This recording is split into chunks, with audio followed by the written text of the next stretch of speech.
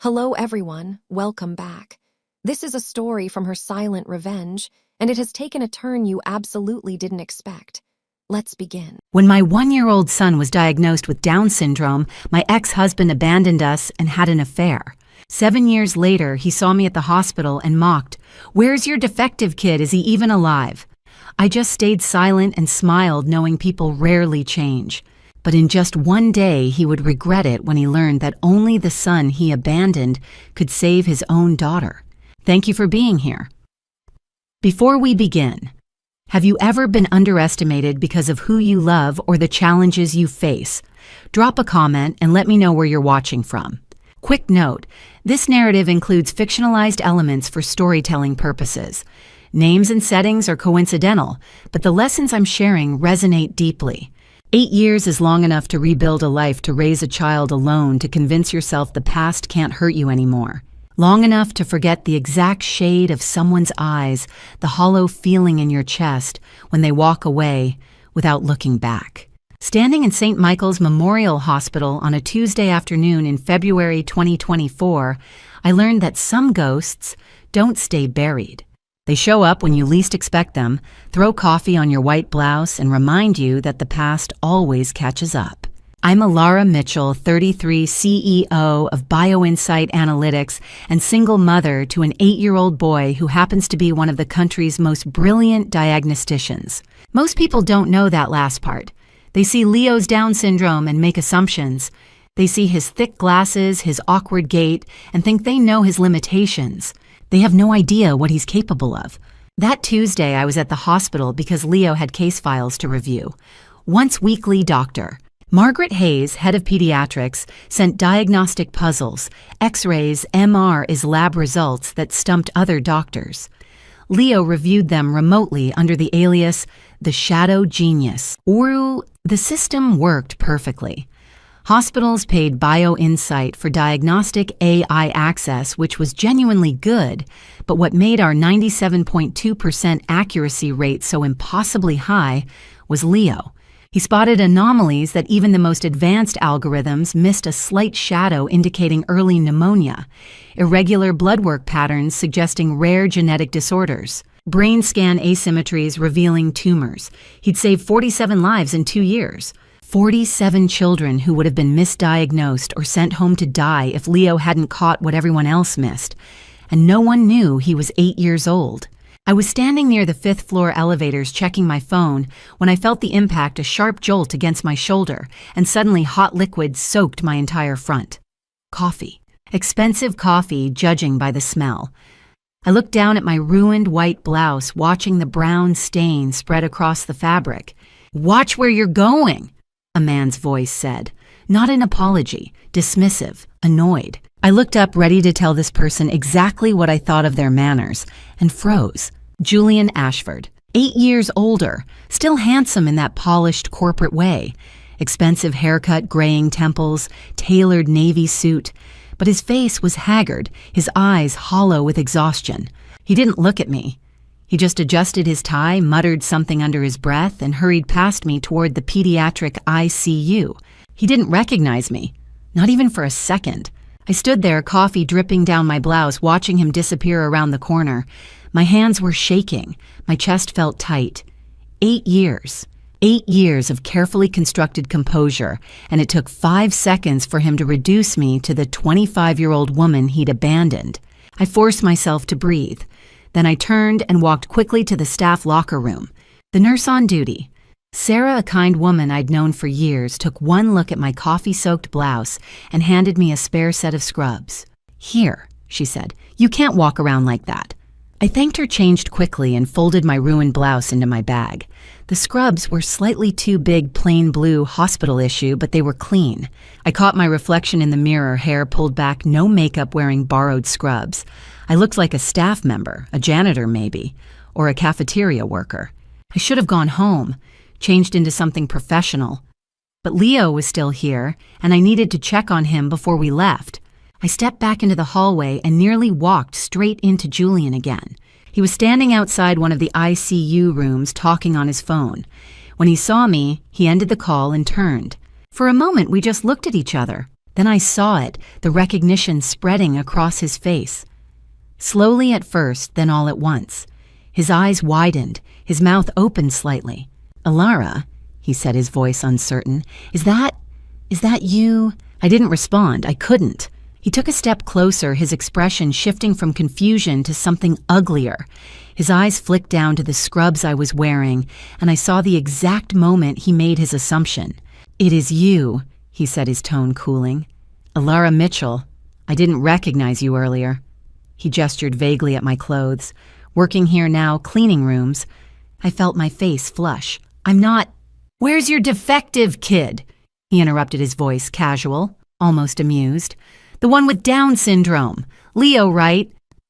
He laughed, a short, bitter sound. "I assume you finally put him in some kind of care facility. You were always too soft to handle that kind of burden." The words hit me like a physical blow. I couldn't breathe. I couldn't speak. Julian reached into his wallet and pulled out a $100 bill. He didn't hand it to me. He held it between two fingers like he was afraid to touch me and let it drop to the floor. "Here," he said, his voice dripping with condescension. "Clean up room 304 when you get a chance. There's coffee all over the floor from earlier." The bill fluttered between us. I stared at it. Then I looked back at him. "You haven't changed at all," I said quietly. Julian smirked. "And you have—" He turned and walked away, his footsteps echoing down the hallway. I stood there for a long time, staring at the $100 bill on the floor. My hands were shaking. My throat was tight. 8 years. 8 years of building a life of proving I was more than the broken woman he'd left behind. And in 30 seconds, he'd tried to reduce me to nothing. But he was wrong. I didn't pick up the money. I left it there, right where he dropped it, and walked away. I found Leo in Dr. Hayes' small office, sitting at the desk with his laptop open, reviewing a case file. He looked up when I came in, and his face immediately creased with concern. "Mom—" He stood up, walked over, and took my hands. "Are you okay? You look upset." I knelt down to his level, forcing a smile. "I'm fine, sweetheart. Just ran into someone I used to know." Leo tilted his head, studying my face the way he studied medical scans, carefully, analytically. Then his eyes widened. "That man," he said slowly, "the one who spilled coffee on you. That was him, wasn't it?" He paused. "My biological father." I should have been surprised, but Leo forgot nothing. I'd shown him Julian's photo once 2 years ago when he'd asked why he didn't have a dad. I'd thought he'd forgotten. "Yes," I said quietly. "That was him." Leo was silent for a moment. Then he said, "He didn't recognize you at first." "No," I said, "he didn't. But he does now." "Yes." Leo looked down at the scrubs I was wearing. "He thinks you work here, as a cleaner." I nodded. Leo's jaw tightened, just a small movement, but I saw the anger there, the protective instinct. "What did he say to you?" I hesitated. Then I decided he deserved the truth.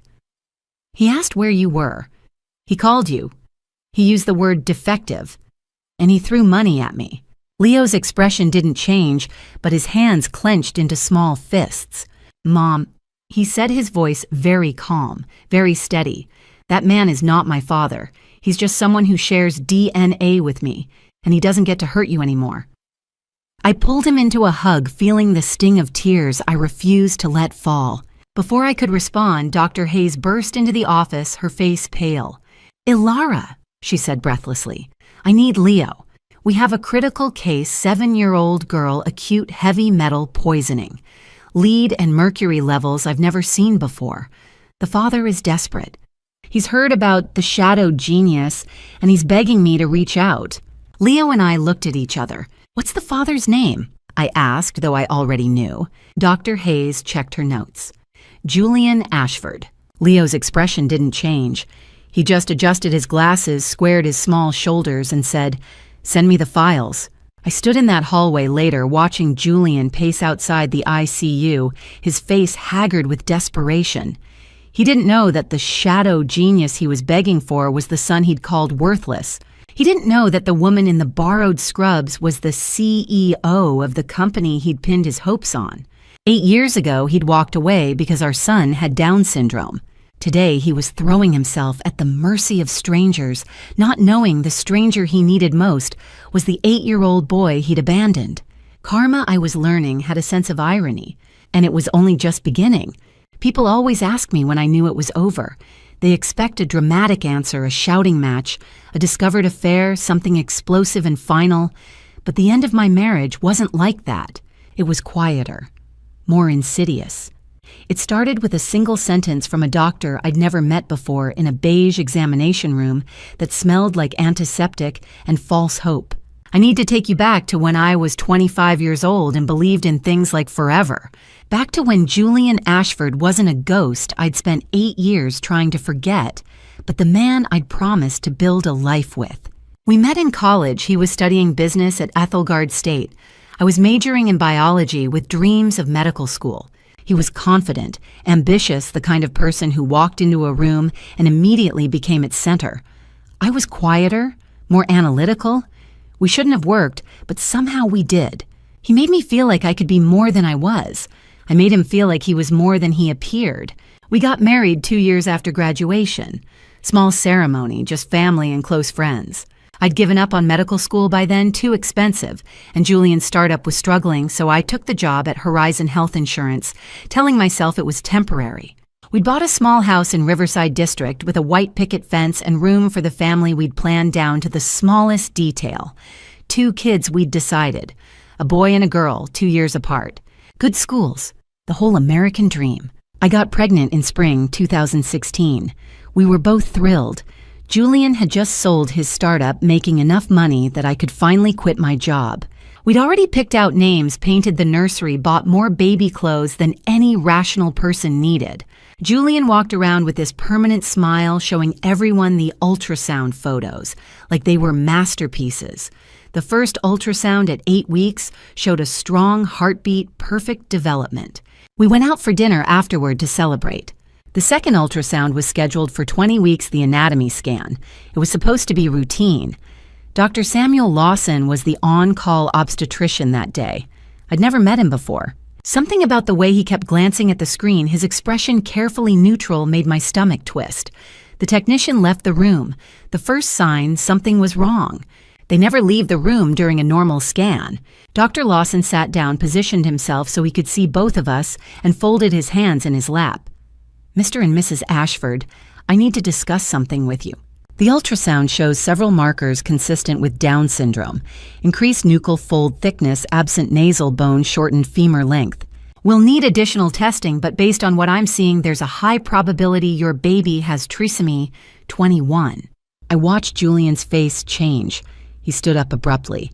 This can't be happening. Not to us. We did everything right. We're supposed to have a perfect family. I reached for his hand, trying to anchor us both. Julian, he's still our son. He's still ours. We'll figure this out together. He pulled his hand away, a small gesture, but it felt like a chasm opening between us. You don't understand. This changes everything. Dr. Lawson cleared his throat gently. Many children with Down syndrome live full, meaningful lives. There are support systems, early intervention programs. Julian interrupted, "Can we terminate?" His voice was flat, clinical, like he was asking about a faulty product return. I felt something crack inside my chest. Julian, he wouldn't look at me. It's a legitimate question, Alara. If we terminate now, we can try again. Get it right next time. Get it right. Like our son was a mistake, already a disappointment before he'd even been born. I don't need time. I said, my voice steady. We're not terminating. This is our baby. This is our son. And we're going to love him exactly as he is. Julian finally looked at me with an expression I'd never seen before, coldness assessment, like he was recalculating everything he thought he knew.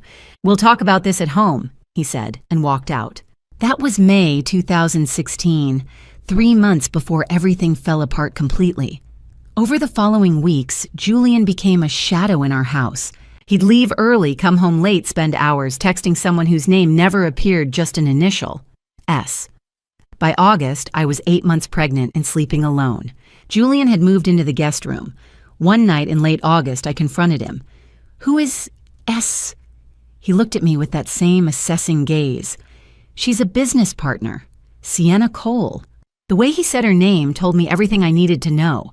This was an escape route, a backup plan for a future that didn't include a disabled child and the wife who refused to give up on him.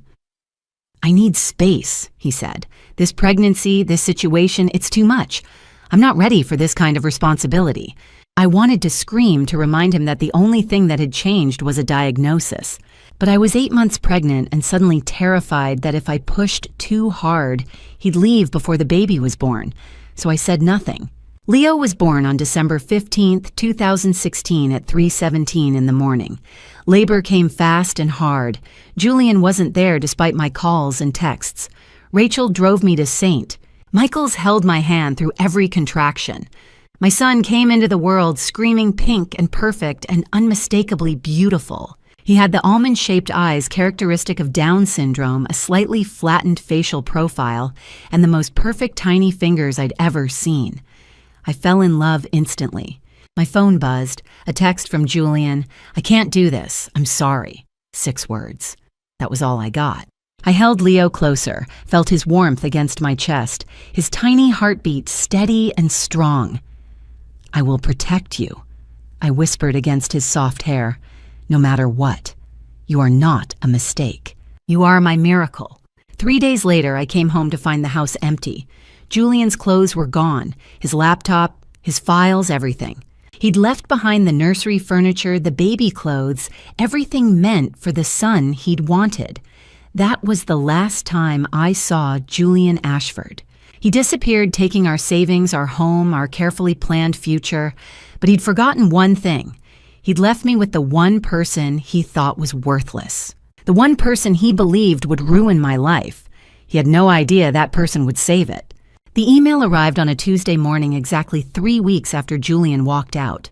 I was sitting on the nursery floor, surrounded by dirty laundry and empty coffee cups, trying to figure out how to work the breast pump, while Leo slept in his bassinet. I'd been up since 4 a.m. with his feeding, and my phone had been buzzing with notifications I'd been ignoring because every time I looked at it, I hoped stupidly, desperately, that it might be Julian saying he'd made a mistake, that he was coming home. It wasn't Julian. The subject line read, "Ashford versus Mitchell, Dissolution of Marriage." The attachment was a PDF from Morrison and Sterling Legal Services. Petition for divorce, irreconcilable differences, division of assets, custody arrangements. Julian wasn't just leaving. He was making it official, legal, final, and he was doing it through lawyers like I was a business transaction that needed closing.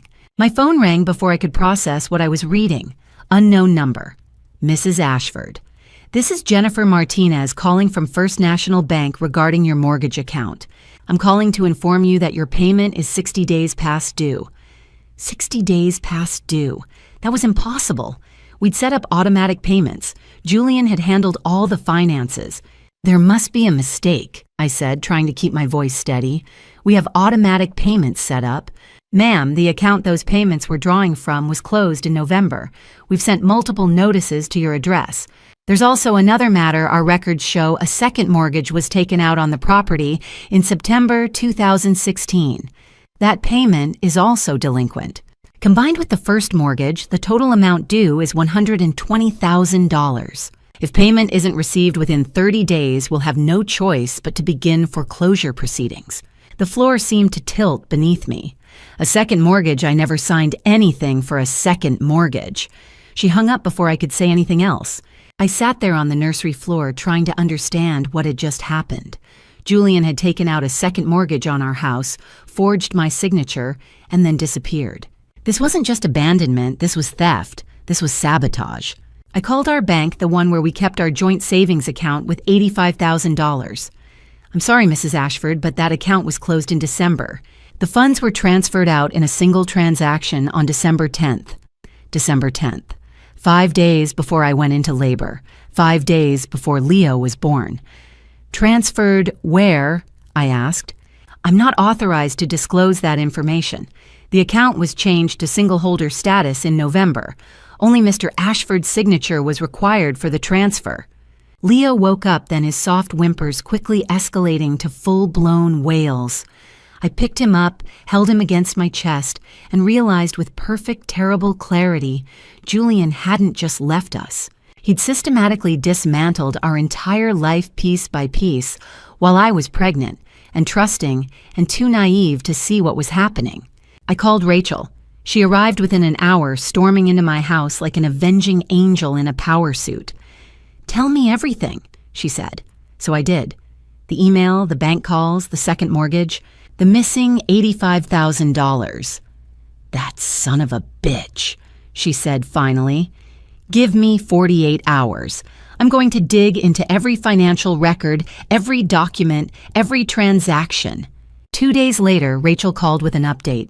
Julian and a woman named Sienna Cole established a limited liability company in June 2016 called Max Grow Wellness, LLC. It's registered as a nutritional supplement company, but they haven't actually produced or sold anything.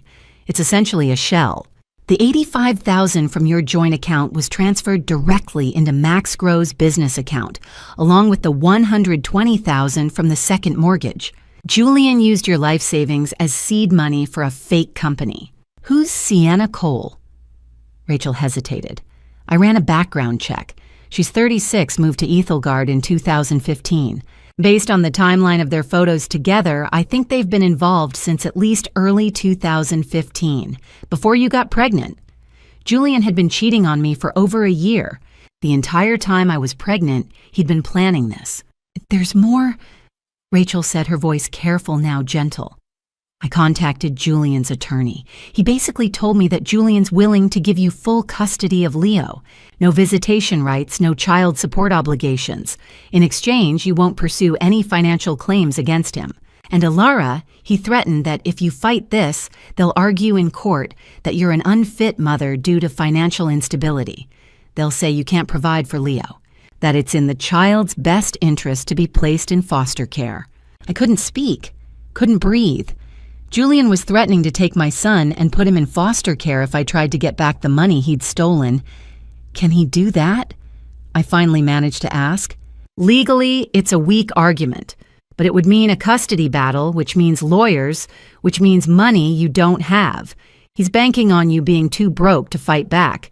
By the end of February, I'd lost the house. In early March, I packed everything I could fit in my beat-up Honda and moved into a one-bedroom apartment in Riverside District. 500 square feet, thin walls, a radiator that clanked all night. That first night, I sat on the floor with Leo sleeping in my arms, looking around at the peeling wallpaper, and I let myself cry. There were nights I thought about giving up. I whispered to Leo. I wondered, how could I possibly give you the life you deserve? I had no money, no home, no help. Your father had taken everything and threatened to take you too if I fought back. Leo stirred in my arms, made a small sound, and then smiled in his sleep. A tiny, perfect smile like he was dreaming about something wonderful. And something shifted inside me. Something hardened, but you opened your eyes and smiled at me. I continued, my voice steadier now. And I knew I had to fight. Not just for you, but for us, because you deserved better than a mother who gave up. I held Leo closer and made myself a promise Julian had taken everything, but he'd made one critical mistake. He'd underestimated what a mother's love could do. He'd assumed that the burden he'd left behind would ruin my life. He had no idea that burden would become my strength. He had no idea that 8 years later that same burden would become the weapon that brought him to his knees. My alarm went off at 6 a.m. every single day for 2 years straight. Not because I was a morning person, but because if I didn't get up at 6, I wouldn't have time to feed Leo, get him dressed, drop him at daycare, and make it to Horizon Health Insurance by 8. And if I wasn't at Horizon by 8, I'd lose the job that kept us fed. 2 years after Julian disappeared with everything we owned, I'd figured out exactly how much sleep a human being could function on. 4 hours, maybe 5 if I was lucky. Any less, and I'd start making mistakes at work. Any more was a luxury I couldn't afford. People talk about work-life balance like it's something everyone deserves. Those people have never been a single mother with a special needs child, $63,000 a year between 2 jobs, and exactly $200 in savings after rent daycare, groceries, and Leo's therapy appointments. I worked 2 jobs because one wasn't enough. During the day, I was a data analyst at Horizon Health Insurance, $45,000 a year, to sit in a gray cubicle and analyze medical claims, looking for patterns in patient data, flagging fraudulent billing, helping the company find creative ways to deny coverage. I hated it. Every day I came home knowing I'd help some insurance executive save money by denying someone's cancer treatment or rejecting a child's therapy claim. But it paid the bills, and it had health insurance, and I couldn't afford principals. 3 nights a week, Monday, Wednesday. Friday, I worked a second shift as a medical dispatch coordinator, 6 p.m. to midnight, taking emergency calls and coordinating ambulance responses. $18,000 a year for 6 hours of adrenaline and other people's emergencies. Leo slept at Rachel's house those nights. She'd pick him up from daycare, feed him dinner, put him to bed in her guest room, and have him ready for me to collect at 12:30 a.m. when my shift ended. I'd carry him to the car, still sleeping, drive us home, and collapse on my own mattress for 4 hours before the alarm went off again. It was brutal, exhausting, but it was also necessary. Because Leo needed things that Medicaid didn't cover. Speech therapy twice a week at $75 per session. Occupational therapy once a week at $80. Physical therapy once a week at $65. Every penny I earned went to Leo or our survival. I ate instant ramen for dinner most nights because a 12-pack cost $3. I owned exactly 3 work outfits that I rotated through. I didn't buy coffee, didn't go to movies, didn't do anything that cost money, and wasn't directly related to keeping us alive or helping Leo thrive. And somehow, it was enough. Barely. We weren't thriving, but we were surviving, and some days that felt like victory. The strange thing was the harder life got, the more Leo seemed to bloom. When he was 2, I started bringing work-home data files and medical records I needed to review. I couldn't afford a babysitter beyond daycare hours, so Leo would sit on the floor playing with his blocks while I typed away at the kitchen table. One day I was reviewing a complicated insurance claim, a 3-year-old boy who'd fallen off playground equipment and broken his arm, except the emergency room doctor had somehow missed the fracture on the initial x-ray. I had the x-ray file open on my screen trying to figure out if the fracture had been visible in the original image. Leo climbed up onto my lap. He was small for his age, still had that toddler clumsiness, but he was curious about everything, always wanting to see what I was doing. "Mommy working?" He asked, his words slow and careful.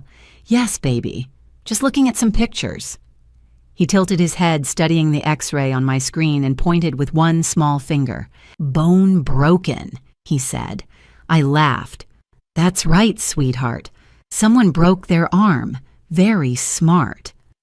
But Leo shook his head, frustrated. He reached up and tapped the screen more insistently. "No, bone broken here. See?" He traced a line on the screen right through the radius bone of the forearm. I looked closer, and then I saw it, a hairline fracture barely visible exactly where Leo had pointed. The kind of subtle break that an overworked ER doctor might miss on a busy night, but that would cause serious problems if left untreated. My heart started beating faster. "Leo, how did you know that?" He shrugged, already losing interest, sliding off my lap. "I see it, right there." I stared at the x-ray, then at my son. He was 3 years old. He could barely tie his shoes. His speech was delayed, his motor skills were still developing, and most people looked at him and saw limitations. But he'd just diagnosed a fracture in an x-ray by looking at it for 5 seconds. Over the next few months, I started testing him. I'd bring home medical textbooks from the library, old editions sold for $2 in the discard bin. Books full of x-rays, CT scans, MREs. Leo would gravitate toward them like other kids gravitated toward picture books. He'd flip through the pages studying images of bones and organs and tissues, and sometimes he'd point at something and say, broken or sick or wrong. And when I checked the captions, he was always right. By the time Leo turned 3 and started preschool at a special education program, I knew he had a gift. I just didn't know what to do with it. That's when I met Grace Patterson, the developmental psychologist who worked with the preschool. She called me in for a meeting 2 months into Leo's first semester. I went prepared for bad news, but Grace surprised me. She sat across from me, Leo's file open on her desk, and smiled. "Ms. Mitchell, I need to tell you something about your son. Your son is extraordinary. Leo has a remarkable gift for visual pattern recognition. His ability isn't just strong, it's exceptional. He can identify inconsistencies and patterns that most adults can't see. I thought about the X-rays, the medical textbooks, the way Leo could spot a fracture in seconds. What does this mean? I asked. Grace leaned forward, her eyes bright. It means you need to nurture this gift.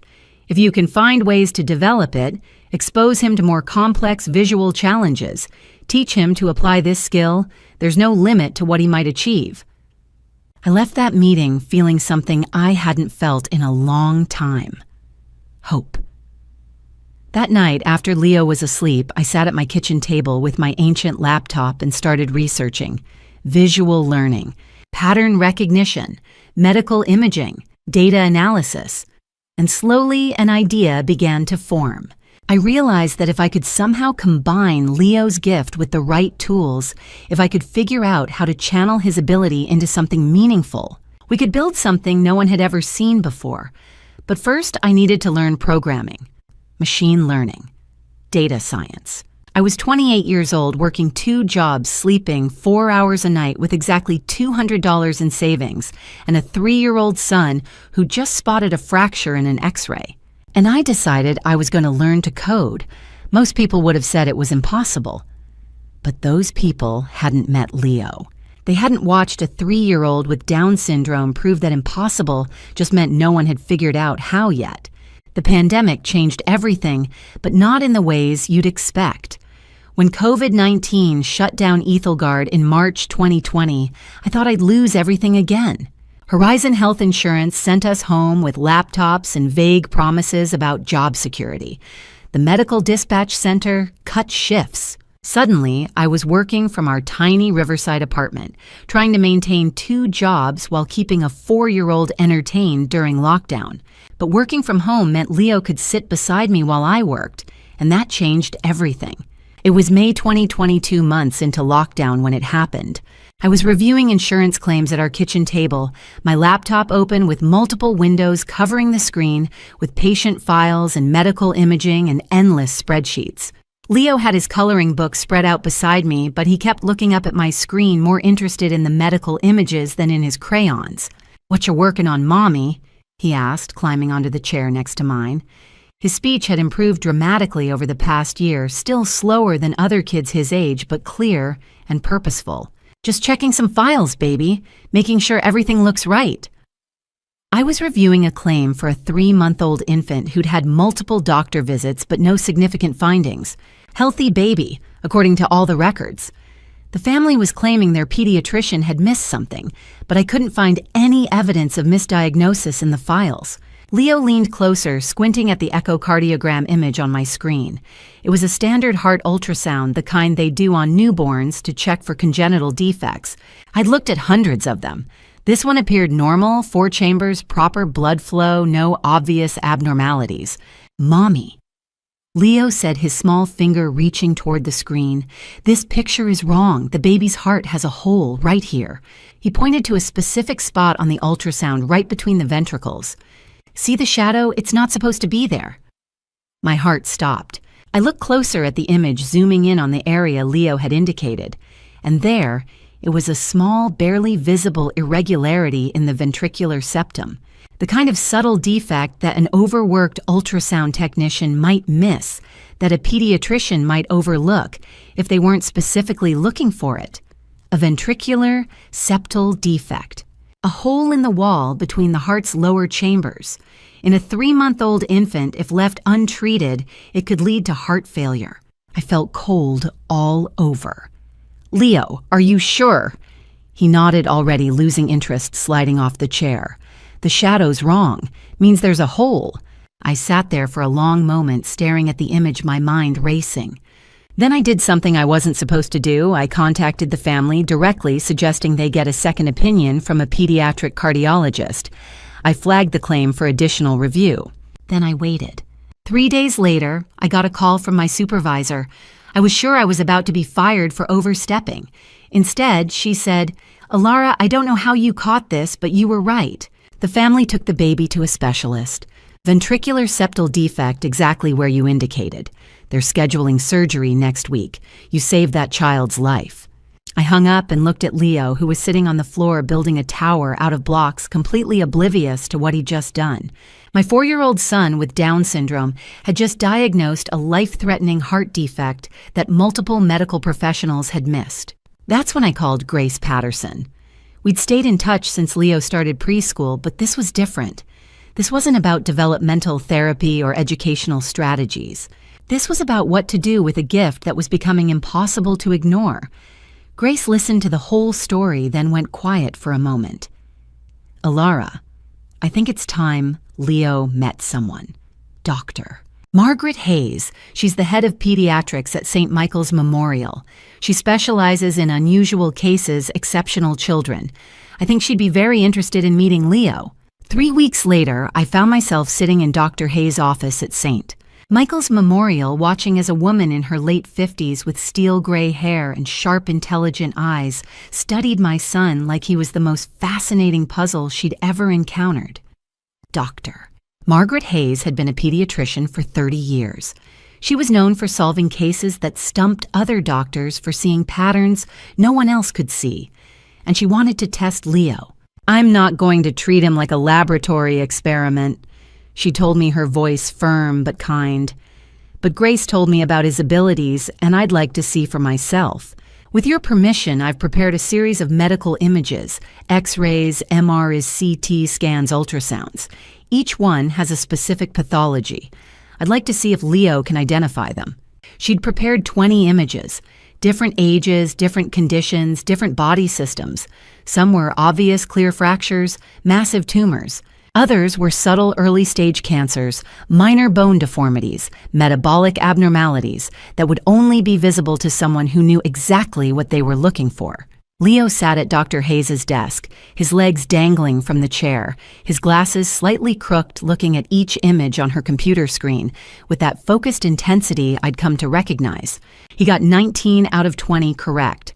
The one he missed was a rare spinal deformity so subtle that Dr. Hayes said most radiologists wouldn't have caught it without specific training.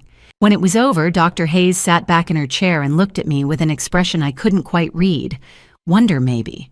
Or disbelief. Miss Mitchell, I've been a pediatrician for 3 decades. I've worked with child prodigies, gifted students, kids with photographic memories. I've never seen anything like this. Your son has a gift that could save lives, but he needs the right environment, the right tools. She leaned forward. Work with me. Bring Leo here once a week. I'll send you cases, difficult diagnoses, unusual presentations, things that have stumped our team. Let him review them. And in the meantime, what are you doing to develop your own skills? Grace told me you wanted to learn programming, to build tools that could work with Leo's abilities. If you can create a system that combines Leo's diagnostic intuition with data analysis and machine learning, you'd have something revolutionary. I left that meeting feeling something I hadn't felt in years. Not just hope, but purpose. That night after Leo was asleep, I sat at my kitchen table and opened my laptop. I'd already started working through free coding tutorials, Codecademy, Free Code Camp YouTube videos about Python and data structures. I'd been stealing hours late at night after both jobs learning syntax and algorithms. Now I had a reason, a real concrete goal. I was going to build a system that could take Leo's remarkable brain and turn it into something that saved lives. I was 29 years old, a single mother working 2 jobs, still living in a cramped apartment, still eating ramen for dinner most nights. I had a 4-year-old son with Down syndrome who could diagnose heart defects by looking at ultrasounds, and I had a plan. 3 words: simple, impossible, necessary, learn, build, change. Most people would have said it couldn't be done, that I didn't have the education, the resources, the time, or the network. But those people hadn't watched a 4-year-old prove that can't was just another word for hasn't yet. Sometimes the universe delivers exactly what you need at exactly the right moment disguised as coincidence. In March 2021, I ran into James Rivera at a coffee shop 3 blocks from my apartment. I almost didn't recognize him. 10 years does that to people. But he spotted me first, waved me over to his table, and suddenly I was sitting across from someone who'd known me back when I had different dreams. James and I had been lab partners in college biology. He'd been the guy who could explain complex systems in ways that made sense, who saw patterns in data that others missed. After graduation, he'd gone into software engineering while I'd taken the insurance job. Last I'd heard, he was working at Google's Mountain View campus, building something related to machine learning. "Ilara Mitchell," he said, grinning. "It's been, 8 years? You look exactly the same." I laughed. "Liar. I look exhausted." He studied me with that analytical gaze I remembered. "What are you doing these days?" I gave him the abbreviated version, single mom working at Horizon Health Insurance, learning to code in my spare time. I didn't mention Leo's abilities. After years of people either not believing me or treating my son like a curiosity, I'd learned to be careful about who I told. But James asked the question that changed everything. "You said you have a son. How old?" "5. Leo. He has Down syndrome." I waited for the usual response, the sympathetic head tilt, the careful platitudes. Instead, James leaned forward, interested. "That must be challenging. How's he doing?" Something about the genuine curiosity in his voice made me decide to trust him. Actually, he's extraordinary. He can look at medical imaging X-rays, MRs, ultrasounds, and spot abnormalities that trained radiologists miss. James blinked. "I'm sorry, what?" So I told him. About the fracture when Leo was 3, the VSD diagnosis at 4, the test with Dr. Hayes where he'd gotten 19 out of 20 correct. About how I was trying to learn Python and machine learning because I wanted to build something that could harness Leo's abilities. When I finished, James was staring at me like I'd just told him I'd discovered a new element. "Ilara, do you understand what you're describing? That's not just remarkable, that's revolutionary. Computer vision A, I struggles with the exact kind of subtle pattern recognition you're talking about. If Leo can actually do what you say..." He pulled out his phone. "Can I meet him?" 2 hours later, James was sitting on my apartment floor with Leo, his laptop open between them, showing my son a series of medical images he'd pulled from publicly available medical databases.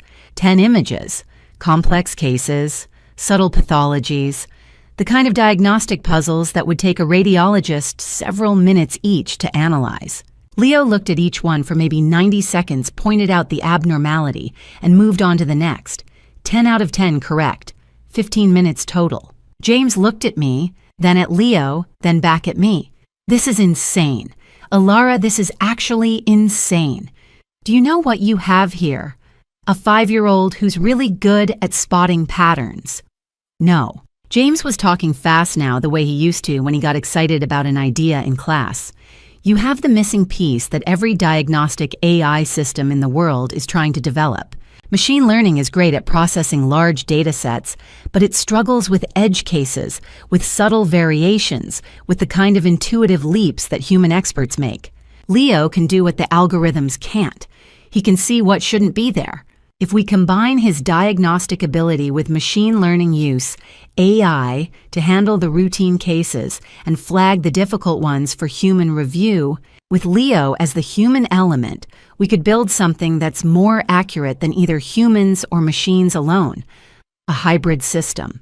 Human-in-the-loop validation, but with someone who's better than most trained radiologists." I asked carefully. James stopped pacing. "I want in. Whatever you're building, I want to help build it. This could save thousands of lives, Ilara. Maybe more." I should have been skeptical, but I'd learned something over the past 5 years. When someone sees Leo's potential instead of his diagnosis, you don't question it. You say yes. "I don't have much money," I warned him. "Maybe 30,000 in savings. That's 5 years of working 2 jobs and eating ramen." "I have 20,000 I can put in. That's enough to get started. File the LLC, build a basic product, start talking to hospitals. We'll need a name. Something that captures what we're doing, medical data analysis with human insight." "Bioinsight. Bioinsight," I said. "Bioinsight analytics." Over the next 3 months, James and I built the foundation of what would become our company. He gave notice at Google moved back to Ethelgard, and we set up shop in his apartment because it was bigger than mine. We filed paperwork to establish BioInsight Analytics as an LLC. We built wireframes for a diagnostic platform. We wrote algorithms for image processing and patient data analysis. And we figured out how to integrate Leo. He couldn't be listed as an employee. He was 5 years old. He couldn't be publicly acknowledged child labor laws, medical licensing regulations, the whole complicated mess of how you credential a kindergartner as a medical consultant. So we created a system where difficult cases would be flagged for expert human review by an anonymous consultant. Dr. Hayes loved it. She became our first partner, agreeing to send us cases from St. Michael's Memorial on a trial basis. Other hospitals could access our AI platform for image analysis, but the real value, the cases where Leo's insight made the difference, would be handled through our premium service. By December 2021, I'd given notice at Horizon Health Insurance. After 6 years of processing claims and helping insurance companies find reasons to deny coverage, I was done. BioInsight wasn't profitable yet. We were living on our startup capital and the small amount Dr. Hayes was paying us for consultations, but it was real. On my last day at Horizon, I cleaned out my cubicle and walked out of that building knowing I'd never have to come back. I'd spent my 20s in that gray maze analyzing data I didn't care about, helping a system I didn't believe in. Now I was 30 years old and I was finally doing something that mattered. That night, Leo helped me pack up my office supplies from where I'd been working at home. He was fascinated by the box of documents I was preparing to shred. No more insurance job, Mommy. No more insurance job, baby. Now I work with you. We're going to help people together. Leo looked up at me with those bright, intelligent eyes that so many people underestimated. We're going to help people get better. Yes, sweetheart. We're going to help a lot of people get better. He smiled, and in that moment, I felt something I hadn't felt in years. Not just hope, but certainty.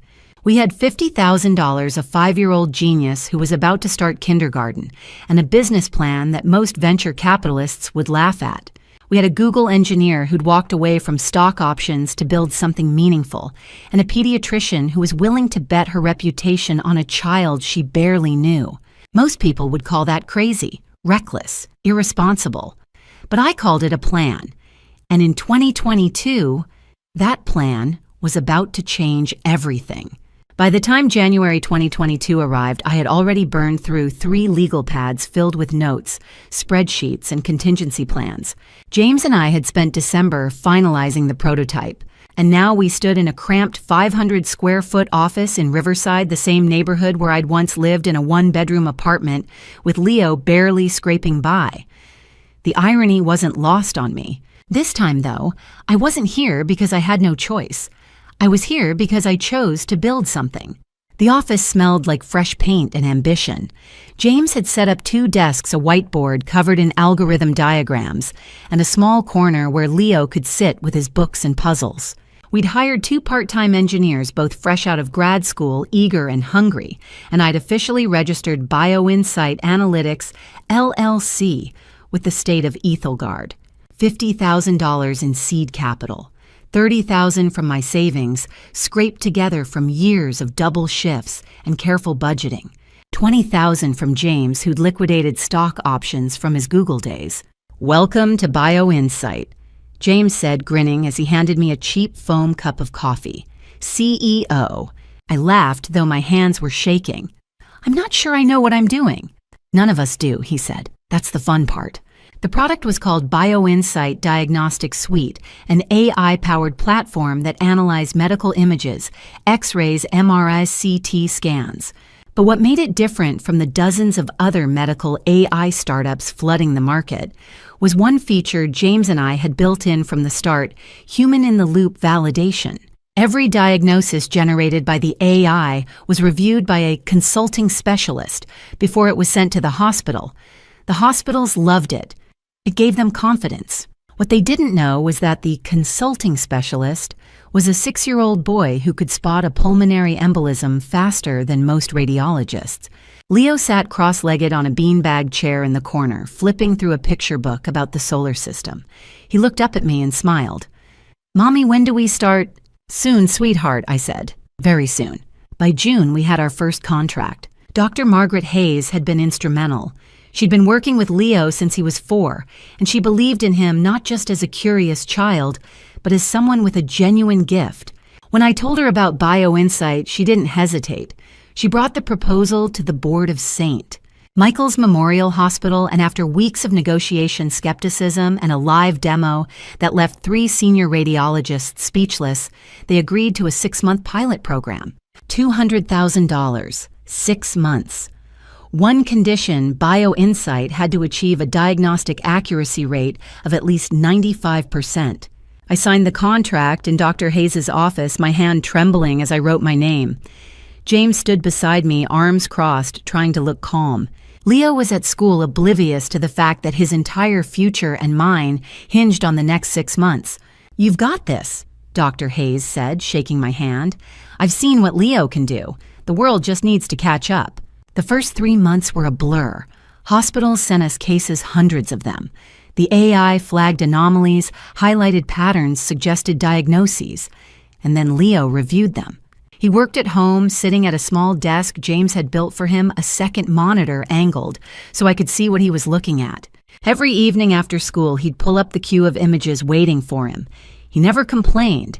He never seemed overwhelmed. He just worked. "Mommy, this one has fluid in the lungs," he'd say, pointing at an X-ray. "And this one, see the shadow that's cancer."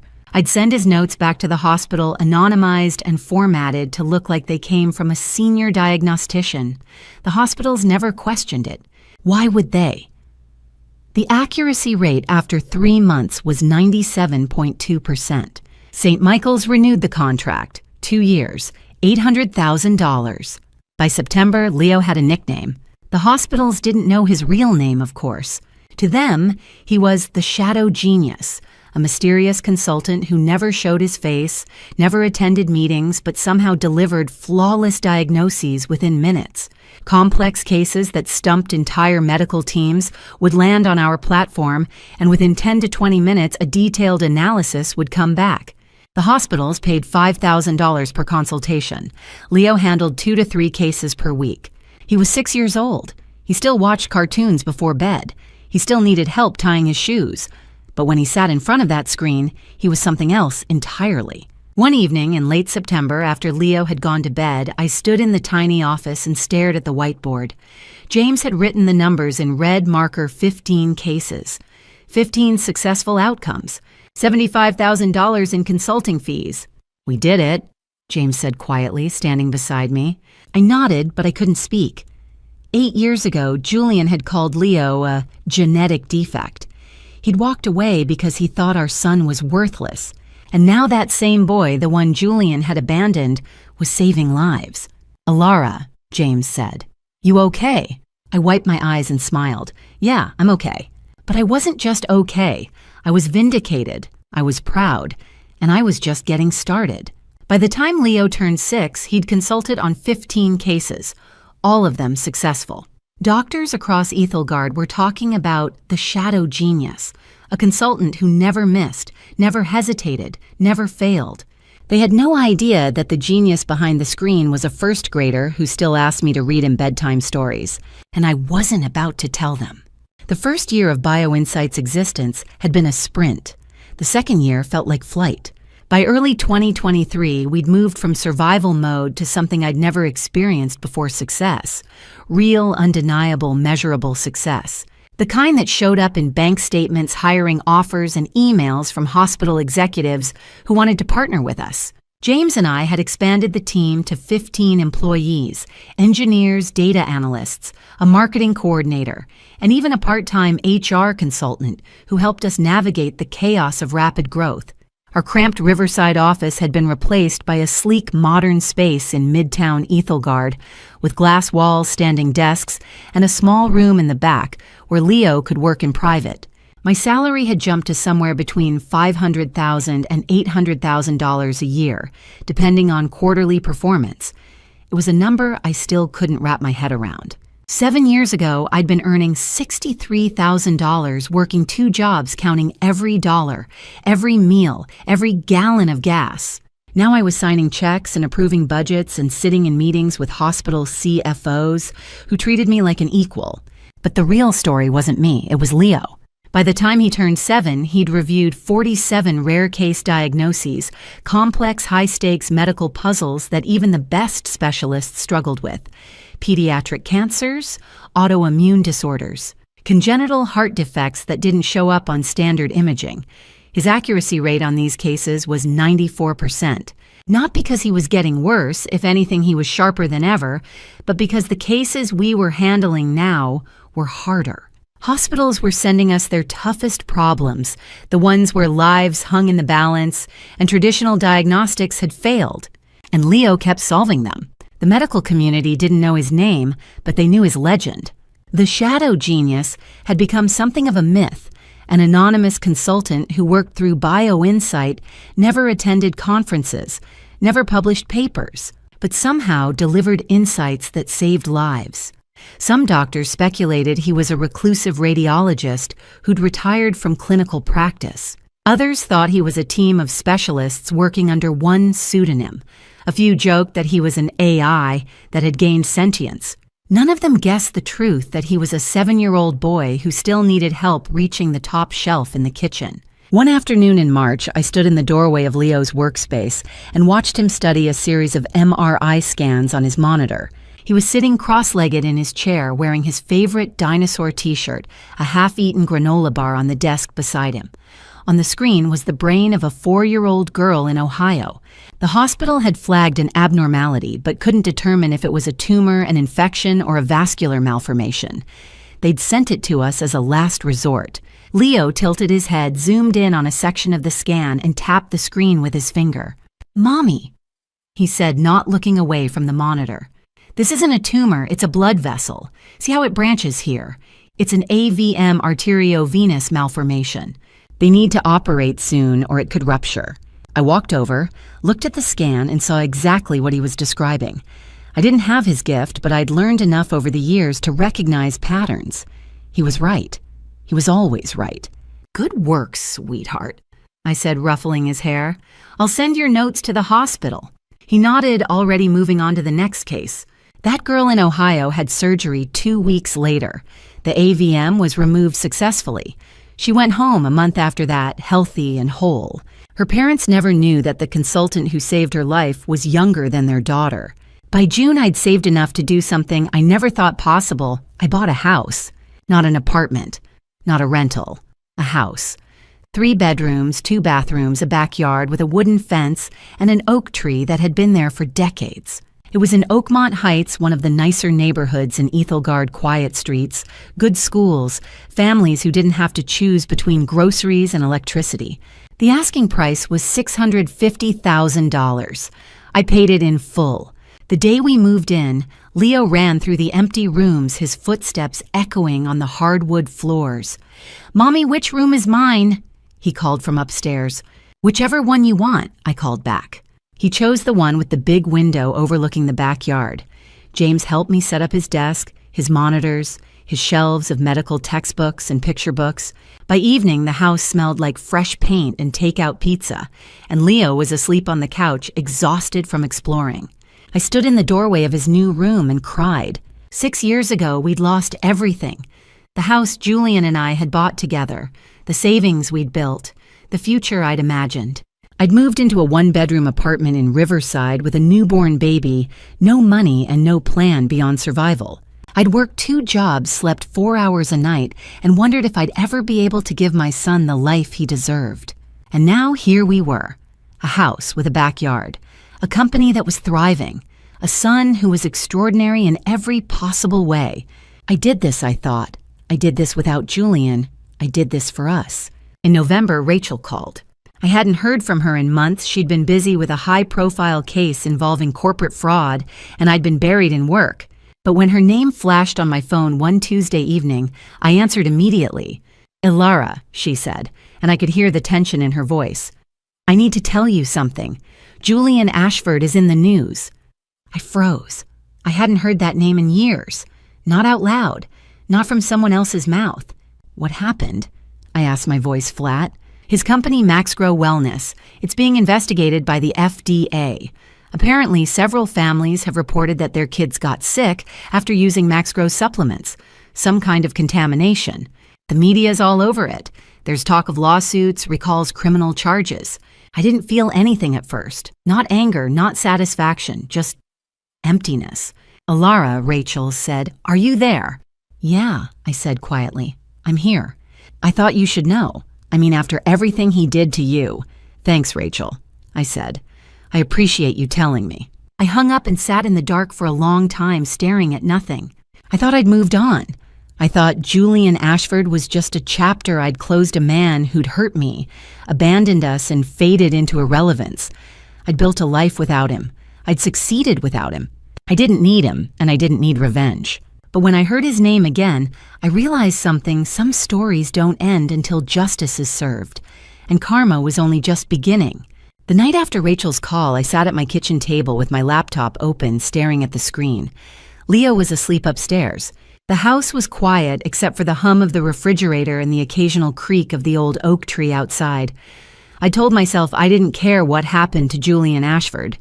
I'd moved on, built a life, succeeded without him. But I needed to know. I typed his name into the search bar, Julian Ashford Max Grow, FDA investigation. Dozens of results appeared. News articles, blog posts, a scathing investigative piece from the Ethelgard Tribune. I clicked the first link and started reading. Max Grow Wellness, LLC, a supplement company, co-founded by Julian Ashford and Sienna Cole, is under investigation by the Food and Drug Administration following reports that 37 children experienced severe health complications after using the company's flagship product, Max Grow Kids Formula. Symptoms include nausea, headaches, seizures, and memory impairment. Preliminary tests indicate the presence of lead and mercury in concentrations far exceeding federal safety limits. I leaned back in my chair, my chest tight.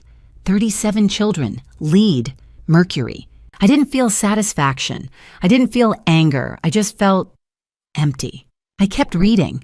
Julian Ashford had always believed he was destined for greatness. When he walked away from Alara Mitchell and their newborn son in December 2016, he told himself it was a necessary sacrifice. The boy had Down syndrome. The marriage had been a mistake. Alara was too emotional, too naive, too weak to build the kind of empire Julian envisioned. Sienna Cole, on the other hand, was different. She was sharp, ambitious, ruthless. She didn't cry when things got hard. She didn't ask questions. She made decisions. They'd met in 2015 at a business networking event in Ethelgard, and by mid-2016, they were lovers. By the time Alara was 7 months pregnant, Julian and Sienna had already filed the paperwork to establish Max Grow Wellness, LLC. The plan was simple: create a line of dietary supplements targeting parents who wanted their children to be smarter, taller, healthier. Market it aggressively. Scale quickly. Get rich. The company launched in January 2017, 1 month after Julian disappeared from Alara's life. The flagship product was Max Grow Kids Formula, a chewable supplement that promised to unlock your child's full potential. The marketing was brilliant. Testimonials from satisfied parents. Before and after photos of kids who'd supposedly grown 3 inches in 6 months. A sleek website with endorsements from pseudo-experts and influencers. Sales exploded. By 2018, Max Grow was generating over $1 million in revenue annually. By 2020, it was closer to $3 million. But there was a problem. To keep costs low and margins high, Julian and Sienna sourced ingredients from overseas suppliers who cut corners. The vitamins were diluted, the minerals were contaminated. The quality control was non-existent. They knew the risks. Sienna had flagged them in an internal memo, but Julian made the call: profit over safety. "No one's going to test this stuff," he'd said during a meeting in 2019. "Parents just want to believe they're doing something good for their kids. We give them that belief. That's the product." Sienna didn't argue. She never did. Over the next 5 years, Max Grow expanded. New products, new markets, a glossy headquarters in downtown Ethelgard with floor-to-ceiling windows and a reception desk made of reclaimed wood. Julian drove a Tesla. Sienna wore designer suits. They appeared in local business magazines as entrepreneurs to watch. And then in February 2017, Sienna gave birth to a daughter. Julian named her Isla. She was perfect. Dark hair like Sienna, bright eyes like Julian, a smile that lit up every room she entered. Julian had never felt this way about Leo. He'd barely looked at the boy before walking out. But Isla was different. Isla was his. She was healthy, intelligent, beautiful. Everything Leo wasn't. He doted on her.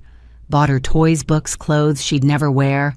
Took her to the office on weekends and let her sit in his chair pretending to be the CEO. Hired a nanny so Sienna could focus on work because Sienna wasn't the nurturing type. She loved Isla in her own way, but motherhood had always been secondary to ambition. "She's your daughter," Sienna would say half-joking whenever Isla cried or needed attention. "You deal with it." And Julian did. Isla became the center of his world. When he looked at her, he didn't see Down syndrome or disappointment or failure. He saw potential, success, proof that he'd made the right choice. Leo was a mistake he'd left behind. Isla was the future he'd chosen. By June 2023, the future was unraveling. The FDA had received 37 reports of children experiencing severe symptoms after using Max Grow Kids formula. Parents were posting on social media. Pediatricians were calling for investigations. A lab in California tested a random sample and found 200 parts per billion of lead, 10 times the federal limit, and 50 parts per billion of mercury, 5 times the limit. The headlines were brutal. Max Grow Wellness accused of poisoning children. FDA launches investigation into popular supplement brand. Parents demand answers after kids fall ill. Julian and Sienna hired lawyers, issued statements, blamed the suppliers, claimed ignorance, but the damage was done. Retailers pulled Max Grow products from shelves. Lawsuits started piling up. Revenue dropped to zero almost overnight. By November, the company was bleeding money. Sienna had stopped coming to the office. Their lawyers were advising them to prepare for criminal charges. Julian spent his days pacing the empty headquarters, staring at the framed magazine covers on the wall, wondering how everything had fallen apart so quickly. He thought about Alara sometimes. Not often, but enough. He wondered if she'd heard about Max Grow. He wondered if she cared. He assumed she'd moved on, remarried maybe, found someone who could take care of her and the boy. He never imagined she'd succeeded without him. He never imagined she'd built something of her own. Julian Ashford had always believed he was untouchable, but karma doesn't forget, and in 6 months it would come knocking. I closed the laptop and sat in the dark for a long time. I thought about those 37 children. I thought about their parents who'd trusted a product that promised to help their kids, only to watch them suffer. I thought about Julian sitting in his empty office, drowning in lawsuits and investigations and the consequences of his own greed. And I thought about Isla. She was 7 years old now, the same age as Leo, Julian's perfect daughter, the one he'd chosen over his son. I didn't know what would happen next. I didn't know if Julian would go to prison, or if Max Grow would collapse entirely, or if he'd somehow find a way to escape again. But I knew one thing: in 6 months our paths would cross again.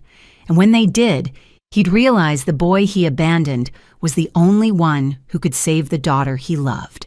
Karma wasn't finished with Julian Ashford. It was only just beginning. By December 2023, the headlines had shifted from investigation to destruction. I sat at my kitchen table again, laptop open, scrolling through the news. Leo was at school. The house was quiet. And for the second time in 2 months, I found myself reading about Julian Ashford's unraveling. Julian Ashford files for bankruptcy following Max Grow collapse. Max Grow co-founder Sienna Cole files for divorce, relinquishes custody of daughter. 47 families sue Max Grow for $50 million in damages. I clicked through the articles slowly. There were photos Julian leaving a courthouse, his face gaunt and hollow. A statement from Sienna's lawyer, Ms. Cole has chosen to focus on her own well-being and will not be seeking custody or visitation rights. A list of assets liquidated: house, cars, office furniture, intellectual property. I didn't know the details. Court records only told part of the story. But I could guess the rest.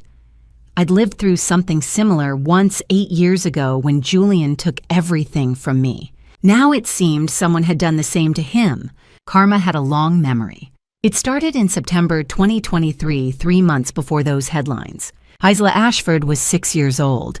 She had her father's sharp eyes and her mother's dark hair, and she was Julian's entire world. He'd never loved Leo, never even tried, but Isla was different. Isla was proof that he'd made the right choice. Isla was perfect. Until she wasn't. It began with nausea. Isla complained of stomach pain one morning before school, and Julian assumed it was something she'd eaten. But the next day, it was worse. And the day after that, she couldn't keep any food down. By the end of the week, she was vomiting every few hours, clutching her head and crying that it hurt. Julian took her to the pediatrician, then to a specialist, then to the emergency room. Dr. Sarah Brennan, a pediatric toxicologist at Ethelgard General Hospital, ran a battery of tests. When the results came back, she called Julian into her office and closed the door. "Mr. Ashford," she said, her voice careful, "your daughter has elevated levels of lead and mercury in her bloodstream, dangerously elevated. We need to know the source immediately. Has she been exposed to contaminated water, old paint? Any supplements or medications?" Julian's mouth went dry. "Supplements," he said quietly. Dr. Brennan leaned forward. "Which ones?" He couldn't say it at first. The words stuck in his throat. But eventually he forced them out. Max Grow Kids formula. The formula he'd created. The product he'd marketed. The supplement that had made him rich. Dr. Brennan's expression didn't change, but Julian saw the recognition in her eyes. She'd read the headlines. She knew what Max Grow was. "How long has she been taking it?" she asked. 2 years, Julian whispered. "Maybe longer." He left the hospital in a daze. Isla stayed overnight for observation, hooked up to IVs that pumped chelation agents through her small veins, trying to pull the poison from her blood. Julian sat in the parking lot and stared at nothing. He'd poisoned his own daughter. By October, everything was falling apart. The lawsuits were piling up. 47 families, all claiming their children had been harmed by Max Grow products. The FDA had issued a formal recall and opened a criminal investigation. The media was relentless. Julian's face was everywhere on the news, in op-eds, in angry social media posts from parents who wanted him in prison. And Sienna had had enough. She came to him one evening in their near-empty house. Most of the furniture was already gone sold to pay legal fees. They stood in the kitchen, surrounded by boxes, and she told him what she'd decided. "I'm filing for divorce," she said. No emotion, no apology, just a statement of fact. Julian stared at her. "What?" "I've already transferred the joint accounts into my name," she continued. "My lawyer says I have a strong case for separation of assets. You ran the company. You made the decisions. I was just a partner on paper." "That's not true," Julian said, his voice rising. "You knew about the suppliers. You signed off on everything." "Prove it," Sienna said coldly. She handed him a manila folder. Inside were divorce papers and a custody agreement, or rather, a lack of one. "I'm relinquishing all parental rights to Isla," Sienna said. "You wanted her. You can have her. I'm not going to prison for you, Julian, and I'm not going to waste my life raising a sick child." Julian's hands shook. "She's your daughter." "She's your daughter," Sienna corrected. "I never wanted kids. You did, so take her and get out of my way." She left that night, packed 2 suitcases, called a car, and disappeared. Julian never saw her again. He didn't know where she went. He didn't care. By December, Julian Ashford had nothing. The court had frozen Max Grow's assets pending the criminal investigation. Julian sold the house, the cars, the office equipment. He liquidated everything he could. After legal fees, settlements, and medical bills, he had $120,000 left. It wasn't enough. He'd spent the last 3 months taking Isla to every specialist in Ethelgard. Toxicologists, neurologists, hematologists. They all said the same thing: the damage was severe. The lead and mercury had been in her system for years. Her cognitive development was affected. Her kidneys were struggling. She needed intensive treatment, chelation therapy, monitoring, possibly dialysis if her organs continued to fail, and none of them could guarantee she'd survive. Julian sat in his small rented apartment one night, staring at a stack of medical bills. Isla was asleep in the next room. She'd had a seizure that afternoon, her 3rd that week. Doctor Brennan had told him they were running out of options. "There's a hospital in Boston that specializes in pediatric toxicology," she'd said. "But it's expensive, and there's no guarantee." Julian had looked into it. The treatment would cost upwards of $400,000. He didn't have $400,000. He didn't have anything. He thought about Leo sometimes. Not often, but in moments like this, when everything was falling apart, the boy would flicker through his mind. 8 years old now. Still alive, probably. Still struggling, probably. Julian had assumed the kid would end up in some state-funded program, a burden on society, a reminder of Julian's worst mistake. He never imagined Leo might be thriving. He never imagined Leo might be the only person who could save Isla. I closed the laptop and sat in the silence. I didn't know if Isla was okay. I didn't know if Julian was desperate enough to come back. But I knew one thing: in less than 3 months, karma would bring him to my door. And when it did, he'd realize the boy he abandoned was the only one who could save the daughter he loved. Late January 2024 was quiet for me. Leo had just turned 8. BioInsight was running smoothly, contracts, renewed new partnerships, forming, revenue climbing. I spent most of my days in meetings reviewing cases Leo flagged and planning for the next quarter. Evenings were for homework, dinner, and bedtime stories, ordinary, peaceful. I didn't know that across the city, a desperate man was typing my company's name into a search bar. I didn't know he was looking for a miracle. And I didn't know that miracle was sitting at the kitchen table finishing his math homework. Julian Ashford's world had shrunk to a single hospital room. Isla had been deteriorating for months, but by January 2024, her condition had become critical. The seizures were happening daily, now violent convulsions that left her exhausted and disoriented. Her kidneys were failing. Her skin had a grayish tint. She slept most of the day, and when she was awake, she cried. Julian had taken her to 5 different hospitals across Ethelgard. He'd seen toxicologists, nephrologists, neurologists, pediatric specialists. He'd begged them to try experimental treatments, to consult with colleagues in other states, to do anything. But the answer was always the same. "Mr. Ashford, your daughter's case is extraordinarily complex. The lead and mercury levels in her system are beyond anything we've encountered. We don't have a protocol for this. I'm sorry." Julian sat in yet another sterile office, listening to yet another doctor deliver the same verdict. Isla was in a room down the hall, hooked up to monitors and IV drip feeding chelation agents into her bloodstream. It wasn't working. Nothing was working. "There has to be someone," Julian said, his voice hoarse. "Someone who can help her." The doctor, a middle-aged man with kind eyes and a tired face, shook his head slowly. "If there is, I don't know who. I'm sorry." Julian left the office, walked to the parking lot, and sat in his car for an hour. He stared at the dashboard. He didn't cry. He didn't scream. He just sat there hollow. Then he pulled out his phone and started searching. He'd been doing this for weeks, scouring the internet for answers, medical journals, research papers, clinical trials, anything that might give him hope. But tonight his search took him somewhere new, a private forum for medical professionals called MedConnect. He shouldn't have had access to it, but someone had posted a link on Reddit, and Julian clicked through. The forum was filled with doctors discussing rare cases, sharing diagnostic challenges, asking for second opinions.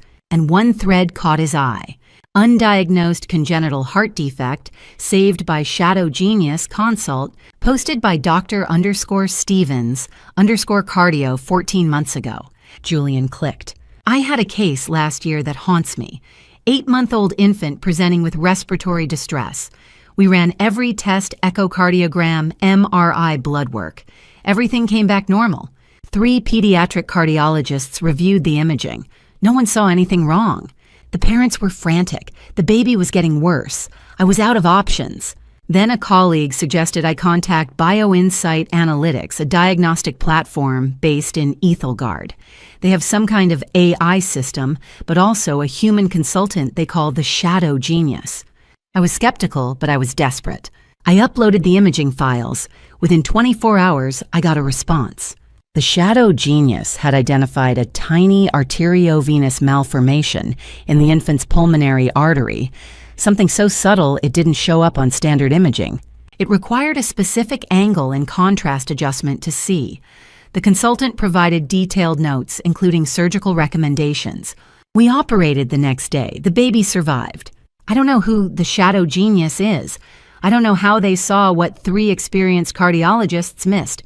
But whoever they are, they saved that child's life. If you have a complex case, I recommend contacting BioInsight. They work miracles. Julian read the post 3 times. Then he scrolled through the replies. Dozens of doctors chiming in, sharing their own stories. A pediatric oncologist who'd consulted BioInsight for a rare tumor. A neurologist who'd used them for a seizure disorder no one else could diagnose. Every story ended the same way: the shadow genius got it right. Julian's hands shook as he typed into the search bar BioInsight Analytics Ethelgard. The company's website appeared. Clean, professional, a tagline. Precision diagnostics powered by AI and human expertise. He clicked on Partners and saw a list of hospitals. At the top, St. Michael's Memorial Hospital. Julian closed his laptop and stared at the ceiling. St. Michael's. The same hospital where Isla had been born. The same hospital where he'd once refused to visit his newborn son because the boy had Down syndrome. He didn't believe in signs, but he believed in desperation. The next morning, Julian carried Isla into the emergency room at St. Michael's Memorial. She was unconscious, her small body limp in his arms. The nurses took her immediately, rushing her to the pediatric intensive care unit. Julian followed, answering questions in a daze. Yes, she'd been exposed to lead and mercury. Yes, she'd been deteriorating for months. No other hospital had been able to help. An hour later, Dr. Margaret Hayes appeared. Julian recognized her vaguely. She'd been the director of pediatrics for years. She was in her late 50s with graying hair pulled back in a tight bun and a calm, authoritative presence. "Mr. Ashford," she said, gesturing to a private consultation room, "let's talk." Julian sat across from her, his hands clasped tightly in his lap. "Your daughter's condition is critical," Dr. Hayes said. "We're doing everything we can to stabilize her, but I need to be honest with you. This is beyond the scope of what most hospitals can handle." "I know," Julian said quietly. "That's why I came here." Dr. Hayes raised an eyebrow. "Why here specifically?" Julian leaned forward, his voice desperate. "I heard about someone, a consultant. They call them the shadow genius. I read that they work with your hospital through BioInsight Analytics. Please, I need you to contact them. My daughter is all I have left. I'll pay anything. I'll do anything. Just, please." Dr. Hayes studied him for a long moment. There was something in his face, grief, guilt, desperation, that she recognized. She'd seen it in parents before. Parents who'd lost everything and were clinging to the last thread of hope. "I can reach out to BioInsight," she said finally. "But I need you to understand, the shadow genius doesn't take every case. And even if they do, there are no guarantees." "I understand," Julian whispered. "Just please try." Dr. Hayes nodded. "I'll make the call." She stood and left the room. Julian sat alone, his head in his hands. He didn't know that the woman who owned BioInsight was the same woman he'd abandoned 8 years ago. He didn't know that the shadow genius he was begging for was the son he'd called a genetic defect. He didn't know anything, but he was about to. I didn't know Julian Ashford had walked back into my life until I saw him in that hallway. By then, Dr. Hayes had already called me. She'd told me about the case, a 7-year-old girl with catastrophic lead and mercury poisoning. She'd asked if Leo could review the imaging. I'd said yes. I always said yes. I didn't know the girl's father was Julian. Not yet. But in a few hours, I'd walk into St. Michael's Memorial and I'd see him. And everything would change. I was still at the hospital 2 hours after Julian threw a $100 bill at my feet. I'd gone to the small office on the 5th floor, the one Dr. Hayes had set aside for Leo and me years ago. It had a desk, a computer, and a couch where Leo could sit and review cases in private. We'd been there for about 20 minutes when Dr. Hayes knocked on the door. "Lara," she said, stepping inside. "I need to ask you something." I looked up from my laptop. Leo was on the couch, flipping through a medical textbook. "We have an emergency case," Dr. Hayes continued. 7-year-old girl, severe lead and mercury poisoning. The father is desperate. I told him I'd reach out to our consultant. Can Leo take a look? I glanced at Leo. He looked up and nodded. "Send me the files," I said. Dr. Hayes hesitated. "There's something you should know. The father, his name is Julian Ashford." The room went silent. I felt the air leave my lungs. Leo's eyes widened. Doctor.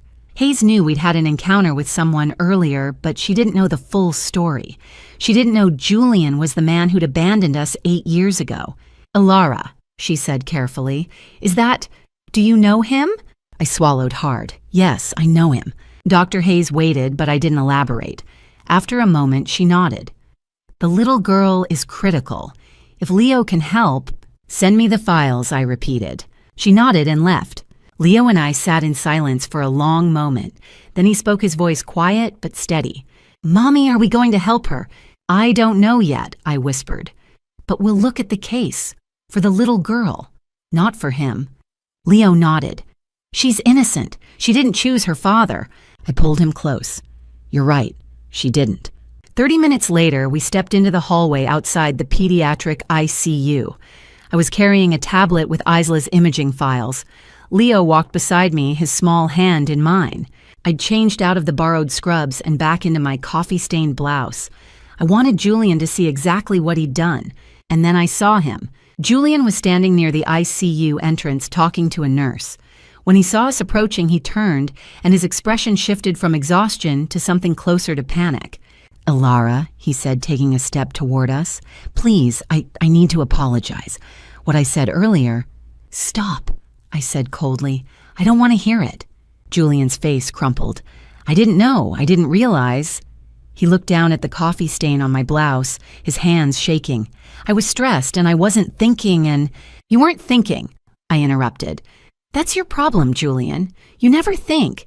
You just act and you leave other people to clean up the mess." He flinched like I'd slapped him. Then his eyes landed on Leo. The color drained from his face. That's him, isn't it?" he whispered. "That's Leo." I stepped in front of my son, blocking Julian's view.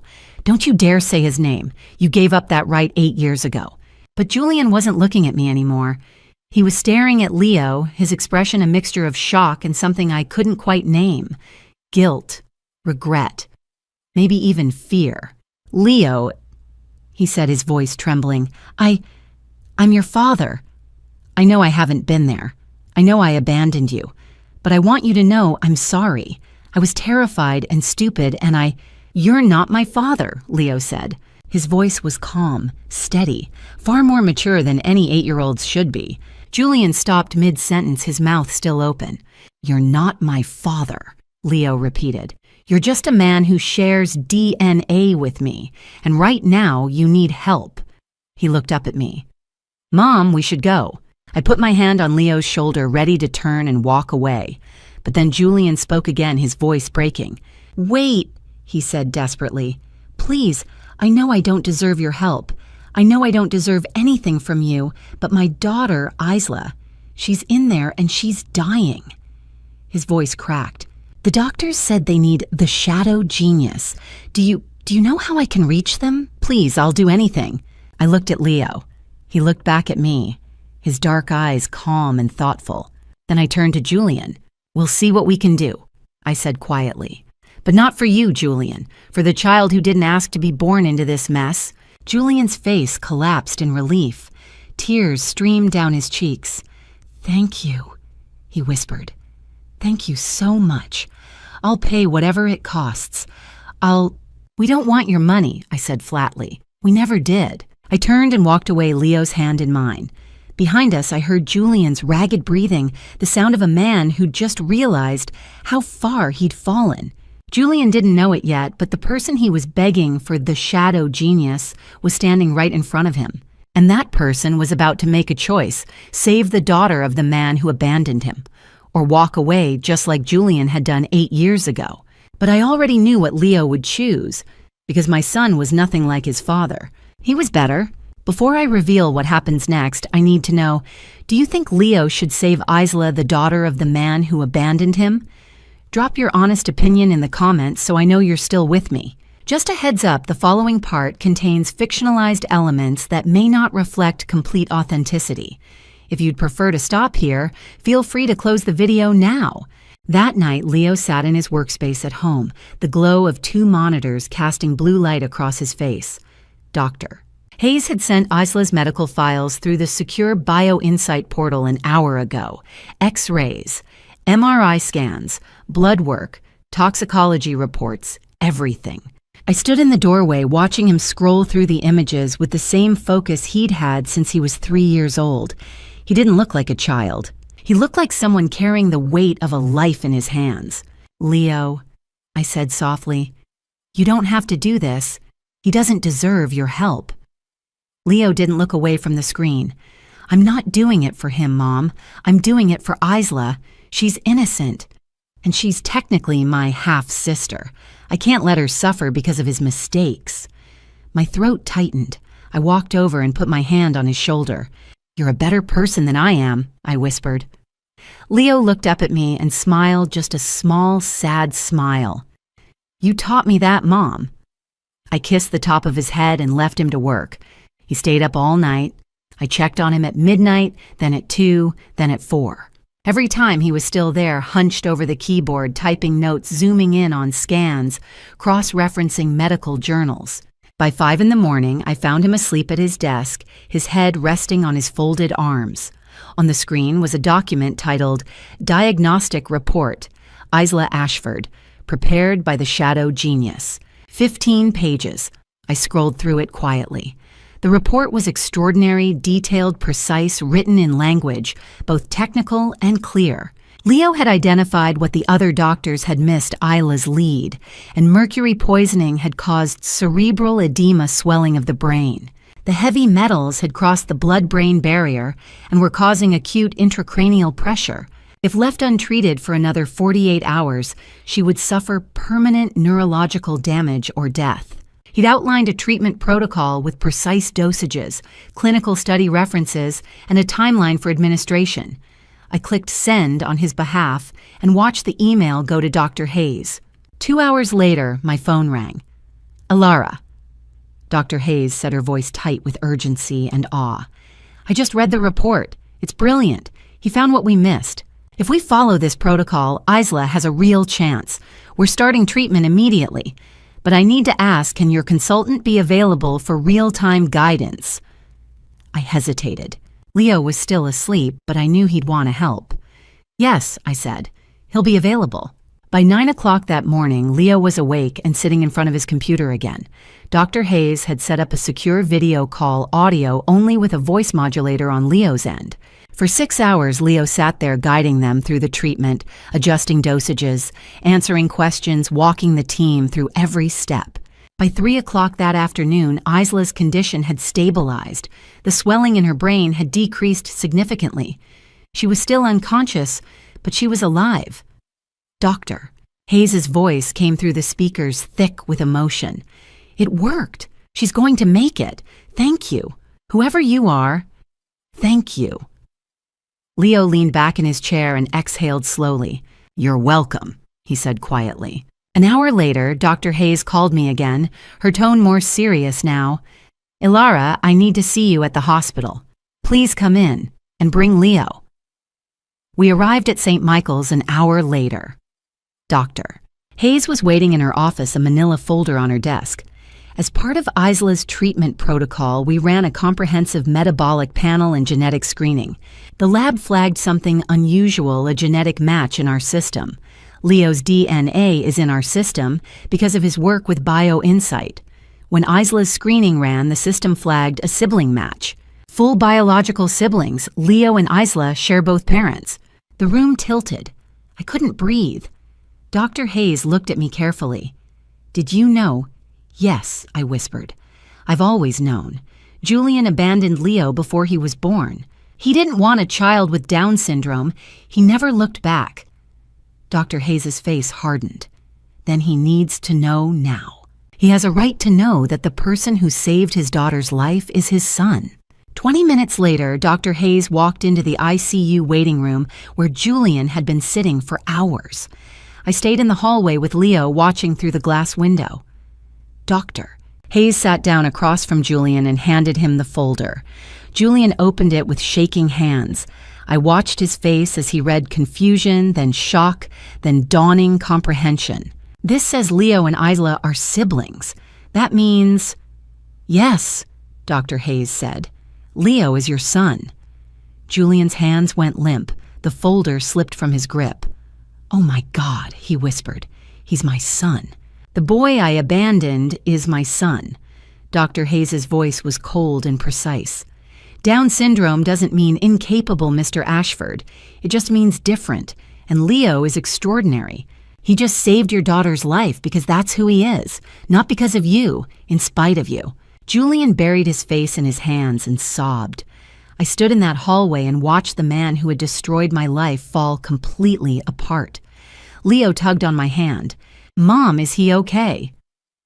No, I said quietly. But he will be, eventually. I knelt down and cupped his face in my hands. You don't need him to validate you. You never did. Leo nodded slowly. I know.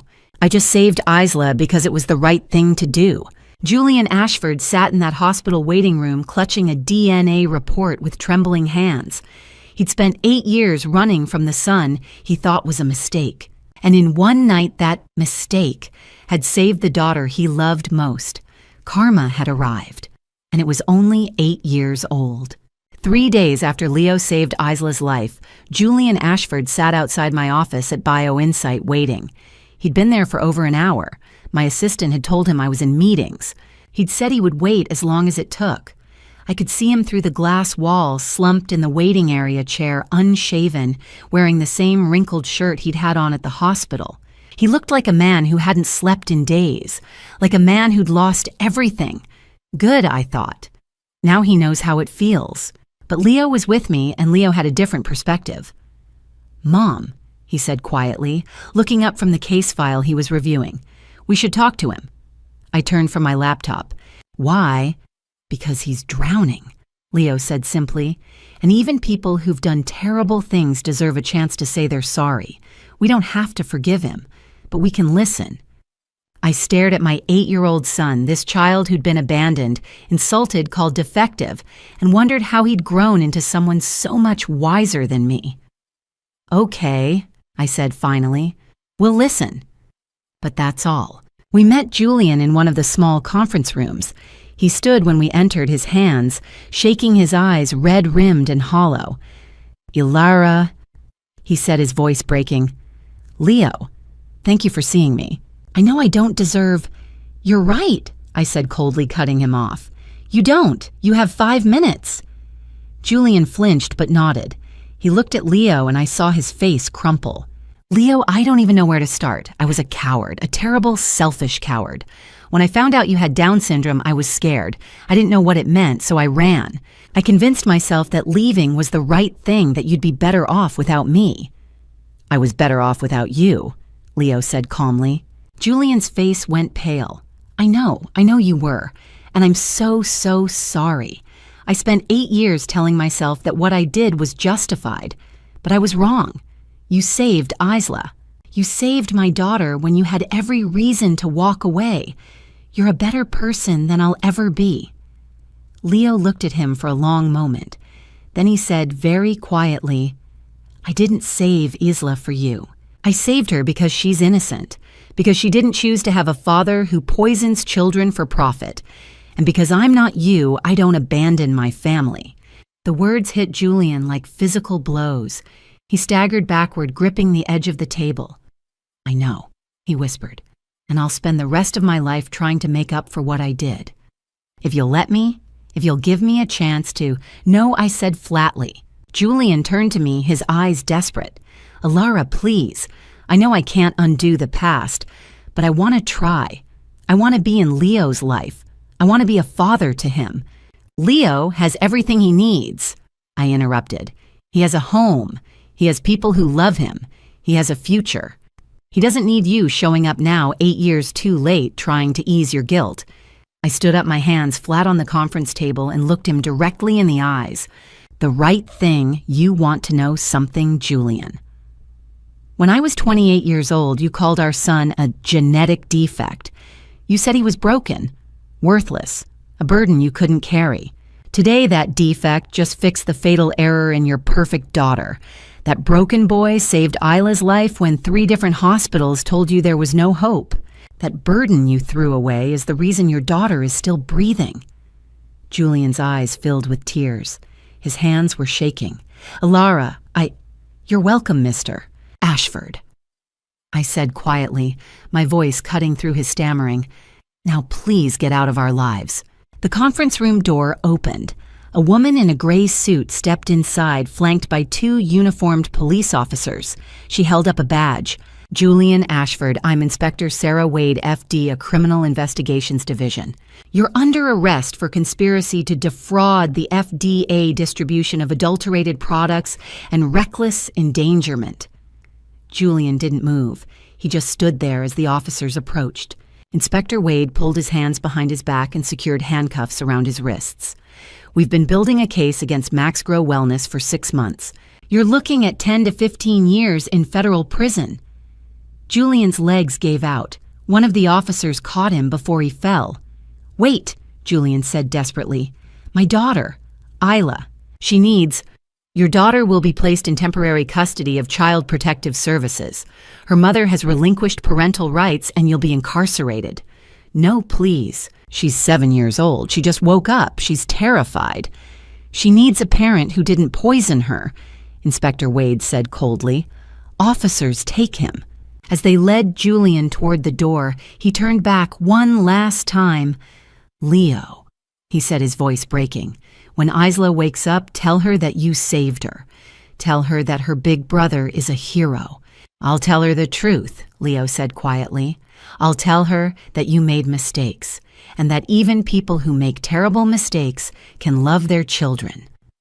Julian's face crumpled. He nodded once, tears streaming down his face, and then the officers pulled him out of the room. We stood in silence after they left. Then Leo looked up at me. "Mom, what's going to happen to Isla?" I sat down beside him and pulled him close. "I don't know yet, sweetheart, but we'll figure it out." 1 week after Julian's arrest, I got the call I'd been waiting for. "She's awake," Dr. Hayes said. "Isla's awake, and she's asking questions." I was at my desk at BioInsight reviewing quarterly reports. Leo was in the small office next door working on a case. I set down my pen and took a slow breath. "What kind of questions?" I asked. "About her father, about what happened, about the boy who saved her life." I closed my eyes. "We'll be there in an hour." Isla Ashford looked impossibly small in the hospital bed. 7 years old, pale, with dark hair spread across the pillow, and Julian's sharp features softened by childhood. An IV line ran into her left arm. Monitors beeped softly beside her. She was awake, though. Her eyes, brown like Leo's, like mine, tracked us as we entered the room. Dr. Hayes stood beside the bed. "Isla, sweetheart, these are the people I told you about. This is Ms. Mitchell, and this is Leo." Isla's eyes locked onto Leo. She stared at him for a long moment, her expression serious and searching. "You're the one who saved me," she said, her voice small and hoarse. "Daddy said before they took him away that you're my big brother." Leo stepped closer to the bed, looking nervous, something I rarely saw in him. "Yes," he said quietly.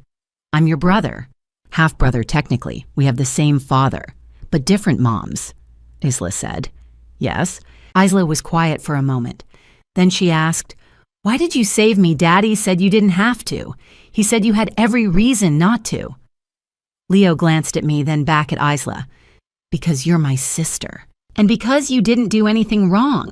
You got sick because of choices other people made. That's not fair. So I helped."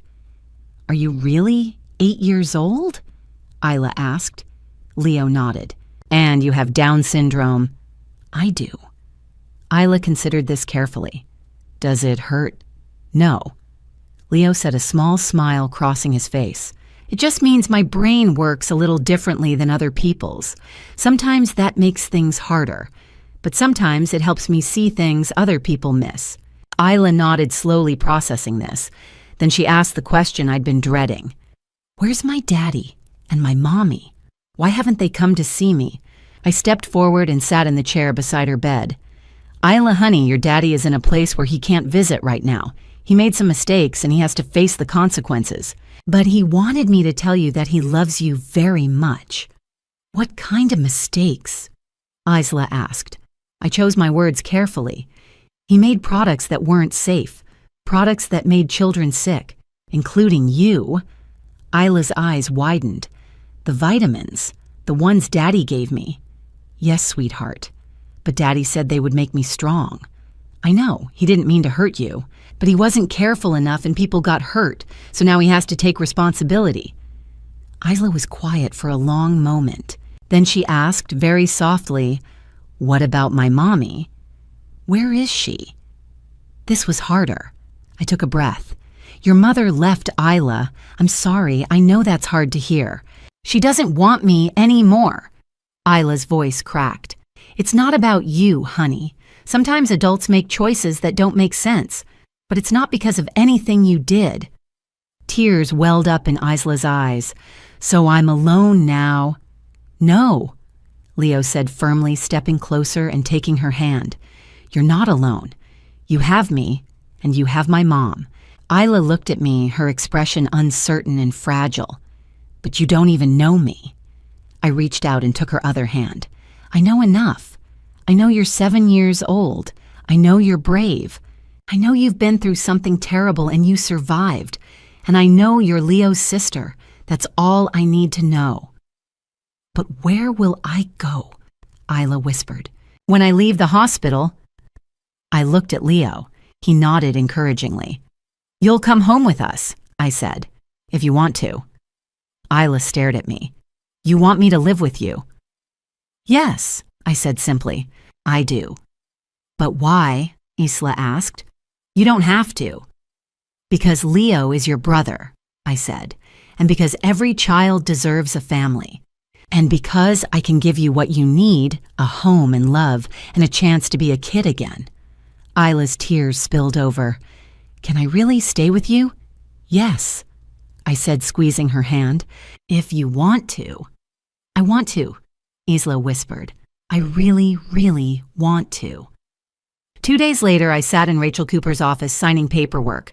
"Julian signed the consent forms from prison," Rachel said. "He's relinquishing all parental rights. Sienna Cole has been declared an absent parent. The court is expediting the process.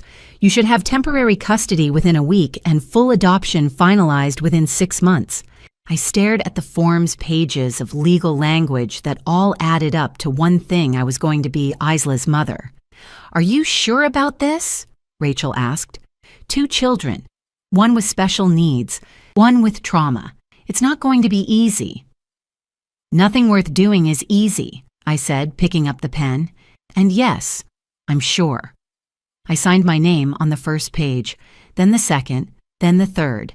With each signature, I felt something shift inside me, a sense of rightness, of purpose, of coming full circle. That evening, I told Leo about the paperwork. We were sitting in the living room, the fireplace crackling softly. Leo was doing homework at the coffee table. I sat down beside him. "Leo, I need to talk to you about something important." He looked up, his expression serious. "About Isla?" "Yes. I've started the process to adopt her. She'll be your sister, legally, officially. She'll live with us, forever." Leo was quiet for a moment. Then he said, "Good." "Good," I repeated. "Yeah." He smiled, a real, genuine smile. "She's innocent, Mom. She didn't ask for any of this. And I always wanted a sibling, someone to teach things to, someone to protect." I pulled him into a hug, my eyes stinging with tears. "You're an amazing kid, you know that. You taught me," Leo said simply. The woman Julian Ashford had once called incapable was about to become the mother of both his children. The boy he'd abandoned was about to become a big brother. And the little girl who'd been poisoned by her own father's greed was about to get a second chance at family. Justice, I thought, wasn't just about punishment. Sometimes it was about redemption, too. 3 months after Julian's arrest, I stood in the driveway of our house in Oakmont Heights, watching a social worker help Isla out of the car. She looked so small. 7 years old, wearing a donated dress from Child Protective Services, clutching a stuffed rabbit that Dr. Hayes had given her at the hospital. She had one small backpack. Everything she owned in the world fit into one backpack. Leo stood beside me, holding my hand. He squeezed it gently. "She's scared," he whispered. "I know," I said, "so we'll be patient." The social worker, a kind woman named Mrs. Parker, walked Isla up the driveway. Isla's eyes were wide, taking in the house, the oak tree in the yard, the porch with its hanging flower baskets. "Isla," Mrs. Parker said gently, "this is your new home. This is Miss Mitchell, and you remember Leo from the hospital." Isla nodded but didn't speak. She just stood there gripping her rabbit. I knelt down to her level. "Hi, Isla. Welcome home." Isla's lip trembled. "This is really where I'm going to live." "Yes," I said. "This is your home now, for as long as you want it to be." "Forever," Isla whispered. "Forever," I confirmed. Isla's face crumpled, and suddenly she was crying deep, wrenching sobs that shook her small frame. I pulled her into my arms, and she buried her face in my shoulder. "I don't deserve this," she sobbed. "I don't deserve a nice house and a family. Daddy said I was the reason everything went wrong. He said if I hadn't gotten sick—" "Stop," I said, firmly pulling back to look at her. "Isla, listen to me. What happened to you was not your fault. You didn't ask to be given those vitamins. You didn't ask for any of this. And you deserve every good thing in this world. Do you understand me?" Isla shook her head, tears streaming down her face. "But I'm broken, like the vitamins. Daddy broke me." "No," Leo said, stepping forward. "You're not broken, Isla. You're hurt. There's a difference. Broken means you can't be fixed. Hurt means you need time to heal, and we're going to help you heal." Isla looked at Leo, her eyes red and swollen. "But what if I can't? What if I'm too damaged?" "You're not," I said gently. "And even if you were, it wouldn't matter, because families don't give up on each other. We'll figure it out together." Isla stared at me for a long moment. Then she whispered, "Can I see my room?" I smiled. Of course. We'd spent the last 2 weeks preparing Isla's room. Leo had helped me pick out furniture, a white bed with a canopy, a small desk by the window, shelves for books. We'd painted the walls a soft lavender. We'd hung fairy lights and put up posters of animals and stars. When Isla walked in, she stopped in the doorway, her mouth falling open. This is mine," she breathed. "All yours," I said. Isla walked slowly into the room, touching everything, the soft comforter, the stuffed animals we'd arranged on the bed, the books on the shelves. She stopped at the desk and picked up a framed photo we'd placed there. It was from the hospital, Leo sitting beside Isla's bed, both of them smiling. Dr. Hayes had taken it the day before Isla was discharged. "We're really brother and sister," Isla said softly, looking at the photo. "We are," Leo said, standing beside her, "and I'm going to be the best big brother I can be." Isla looked up at him. "Will you teach me things like you teach the doctors?" Leo smiled. "I'll teach you whatever you want to learn. Can you teach me to be brave?" Isla asked. "Like you—" Leo thought about this for a moment. Then he said, "I'm not brave because I'm not afraid, Isla. I'm brave because I'm afraid of lots of things, but I do them anyway. And you're already brave. You survived something really scary. You're still here. That's the bravest thing anyone can do." Isla's eyes filled with tears again, but this time they were different. Hopeful. "I like it here," she whispered. "Good," I said, "because we like having you here." Over the next few weeks, I watched Isla slowly come back to life. At first, she was quiet, cautious, always asking permission before touching anything or going anywhere. But gradually, she started to relax. She started to laugh. She started to explore. Leo became her constant companion. He showed her his workspace, taught her how to identify different bones on an X-ray, read her books about the human body. Isla hung on his every word, asking endless questions. One evening, I found them in Leo's room, sitting cross-legged on the floor, looking at medical textbooks. "This is a heart," Leo was saying, pointing at a diagram. "See these vessels? They carry blood to every part of your body. Your heart was damaged by the lead and mercury. But doctor, Hayes says it's healing. You're getting stronger every day." Isla traced the diagram with her finger. "Will I be normal again?" "You are normal," Leo said firmly. Normal doesn't mean perfect. Normal just means you, and you're exactly who you're supposed to be. Isla looked at him for a long moment. Then she said, "People used to say mean things about you, didn't they? Because of your Down syndrome." "Yeah," Leo said. "They did." "What did you do?" "I proved them wrong." Leo said simply, "They thought having Down syndrome meant I couldn't do things. So I did things they said were impossible. I learned. I studied. I helped people. And eventually, some of them realized they were wrong about me." "But what about the ones who didn't realize?" Isla asked. Leo shrugged. "That's their problem, not mine. I know who I am. And that's what matters." Isla nodded slowly, absorbing this. "I want to be like you when I grow up." "You don't have to be like me," Leo said, smiling. "You just have to be the best version of you." 2 months after Isla moved in, we were having dinner together, the three of us around the kitchen table talking about our day. Isla was telling us about a book she'd read at school, gesturing animatedly with her fork. Halfway through the story, she paused, looked at me, and said, "Mom, can I have more juice?" The room went quiet. Isla froze her eyes, going wide. "I'm sorry. I didn't mean I shouldn't have." "It's okay," I said softly, my eyes stinging with tears. "You can call me Mom if you want to." Isla's face crumpled. "Can I really?" "Really," I said. Isla got up from her chair and ran to me, throwing her arms around my neck. "Thank you," she sobbed. "Thank you for taking me. Thank you for wanting me." I held her close, tears streaming down my face.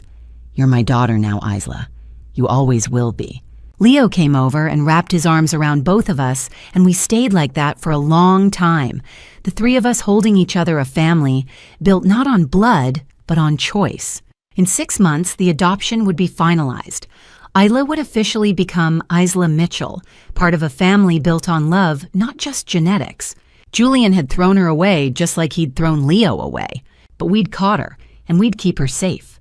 Forever. 6 months after Julian's arrest, a letter arrived at our house. I recognized the return address immediately.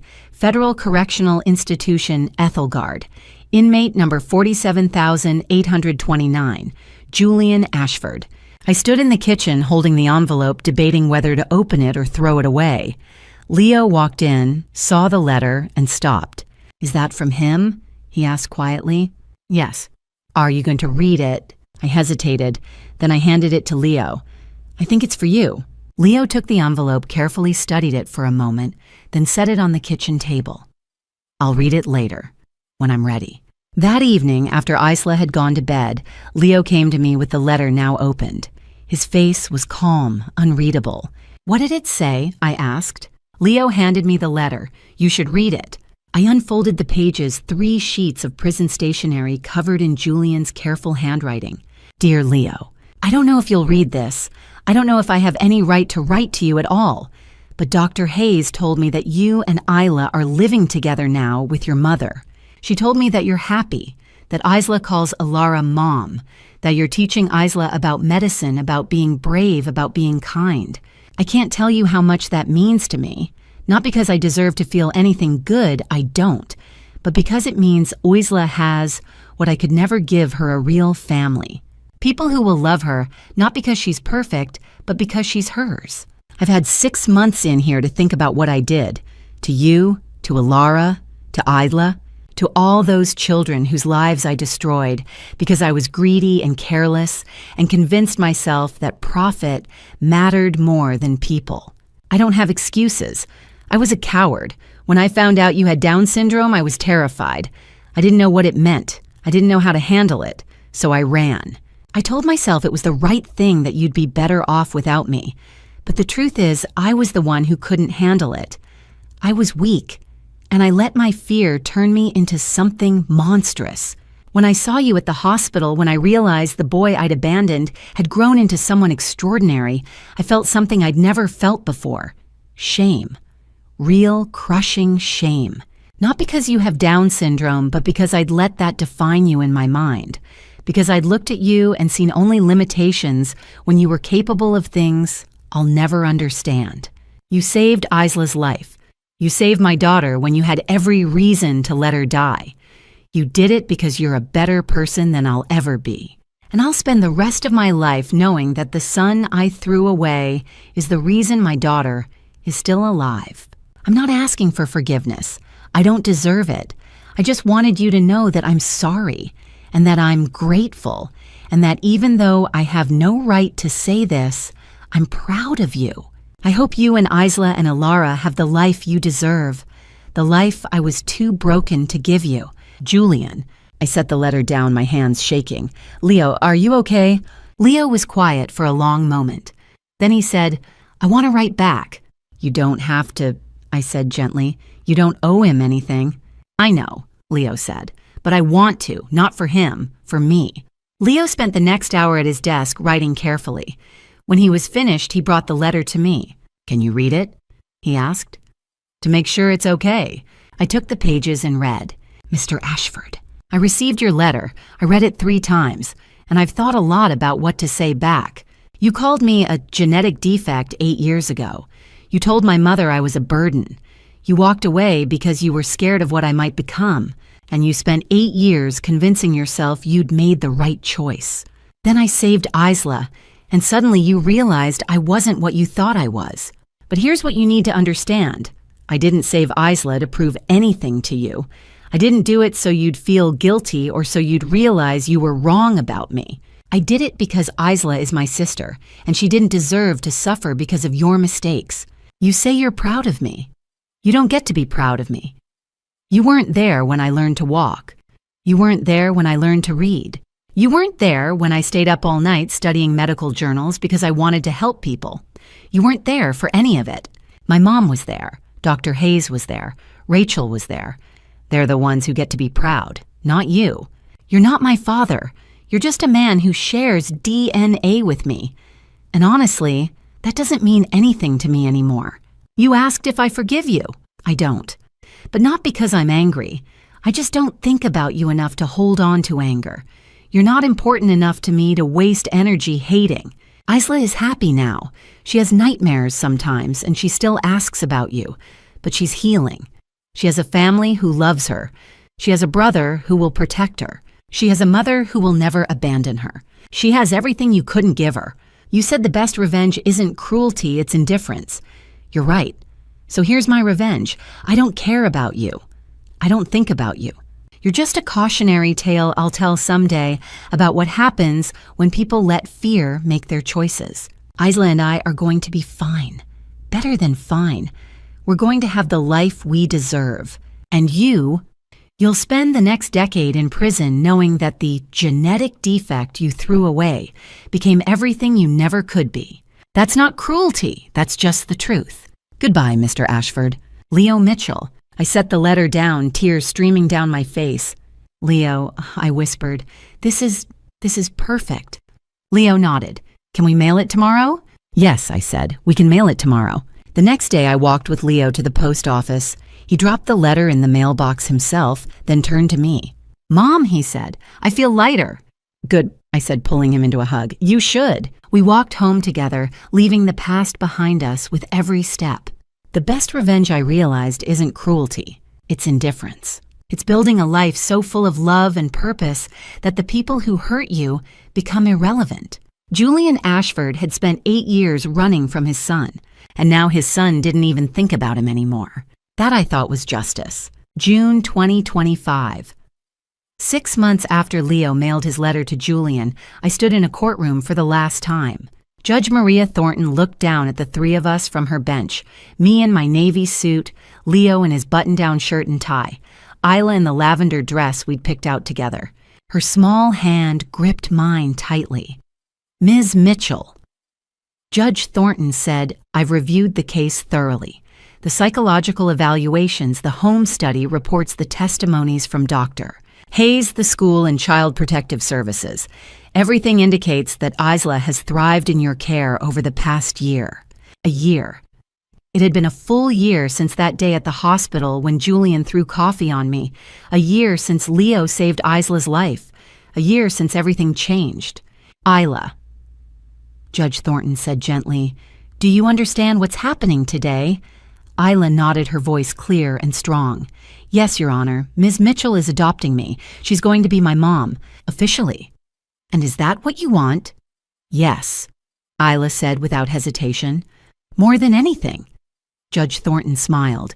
Then, by the power vested in me by the state of Athelgard, I hereby grant Alara Mitchell full and permanent custody of Isla Ashford, henceforth to be known as Isla Mitchell.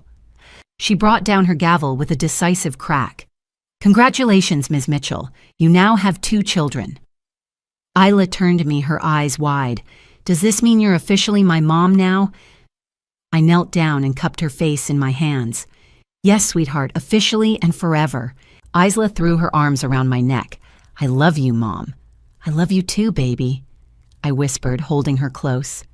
Leo came over and wrapped his arms around both of us. Welcome to the family, sis. Officially. The 3 of us stood there in that courtroom holding each other, and I felt something I hadn't felt in 8 years complete. That evening, after everyone left our celebration, after the dishes were washed and the house was quiet, I found Leo and Isla in the backyard. They were sitting under the oak tree looking up at the stars. I walked over and sat down between them. What are you 2 doing out here? I asked. Looking at constellations, Leo said. I'm teaching Isla. We sat in comfortable silence for a while.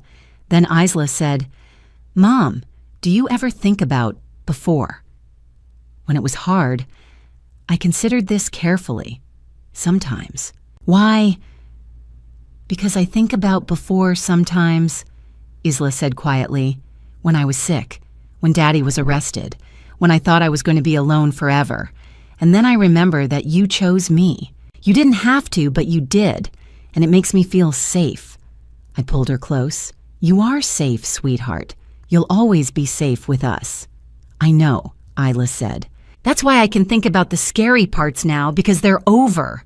I looked at my 2 children, so different, so similar, both so incredibly wise, and felt my heart expand. You know what, I want to tell you both something. They turned to look at me, waiting. Leo, you are my miracle. 8 years ago, when you were born, people told me I couldn't do it. They said you'd be a burden, but you weren't. You were a gift. You taught me to be strong. You taught me that different doesn't mean less. And Isla, you are my second chance. You came into our lives when you were broken and scared, and you trusted us to help you heal. You let us love you, and in doing that, you completed our family in a way I didn't even know was missing. Both of them were crying now, but smiling too. I'm going to spend the rest of my life making sure you both know how loved you are, how wanted you are, how extraordinary you are. We know, Mom, Leo said softly. You show us every day. I thought about the woman I'd been 8 years ago, 25 years old, alone, terrified, holding a newborn baby everyone said would ruin my life. If I could go back and tell her anything, I'd tell her this. It's going to be hard, harder than you can imagine. There will be nights when you cry yourself to sleep, days when you don't know if you can keep going, but you will. You'll keep going because that's what mothers do. And 8 years from now, you'll be watching 2 incredible children who call you Mom, and you'll realize you didn't just survive, you thrived, and so did they. Mom, Isla said softly, what are you thinking about? I looked at her, then at Leo, then back at the fading light. I'm thinking that we made it. Made it where? Leo asked. Here, I said simply. To this moment, to this family. Against every odd, despite every obstacle, we made it. Leo reached over and took my hand. Isla took the other. And we sat there, the 3 of us, as the stars began to appear. A family built not on genetics, but on choice. Not on obligation, but on love. Julian Ashford made his choice 8 years ago. He chose fear over love, and he lost everything that mattered. I made my choice too. I chose love over fear, and I gained everything. 2 children who are extraordinary in completely different ways. A life built on purpose and compassion. Proof that the people who hurt you don't get to define you. Only you get to define yourself. And we, Leo Isla and I, defined ourselves as a family. That's not just survival, that's victory. Looking back on this journey, I realize family betrayal cuts deeper than any wound. When Julian abandoned Leo, it wasn't just family betrayal, it was a choice to let fear define him. And when he built Maxgrow on lies poisoning children, including his own daughter, that family betrayal became something darker, a betrayal of humanity itself. But here's what I learned: family revenge isn't about cruelty. Real family revenge is building a life so full of love that the people who hurt you become irrelevant. My family revenge was proving that the incapable woman could raise not one, but two extraordinary children. If I could offer advice to anyone facing family betrayal, don't become like the people who hurt you. Don't let their choices poison your future. Choose love over fear always. I'm not particularly religious, but I believe God, or the universe, or whatever you call the force that guides us, gives us exactly the challenges we need to become who we're meant to be. Leo wasn't a burden, he was my purpose. The lesson: you're not defined by the people who abandon you. You're defined by how you rise. Different isn't broken, it's beautiful. And sometimes the family you choose is stronger than the family you're born into. What would you do in my situation? Would you have taken in your ex-husband's daughter after everything he did? Share your thoughts in the comments below. I read every single one. If this story moved you, please hit that subscribe button and share it with someone who needs to hear this message. Your support means everything. Thank you for staying with us until the end. This story contains fictionalized elements created for educational purposes. If this content isn't for you, feel free to explore other videos on our channel that might resonate better.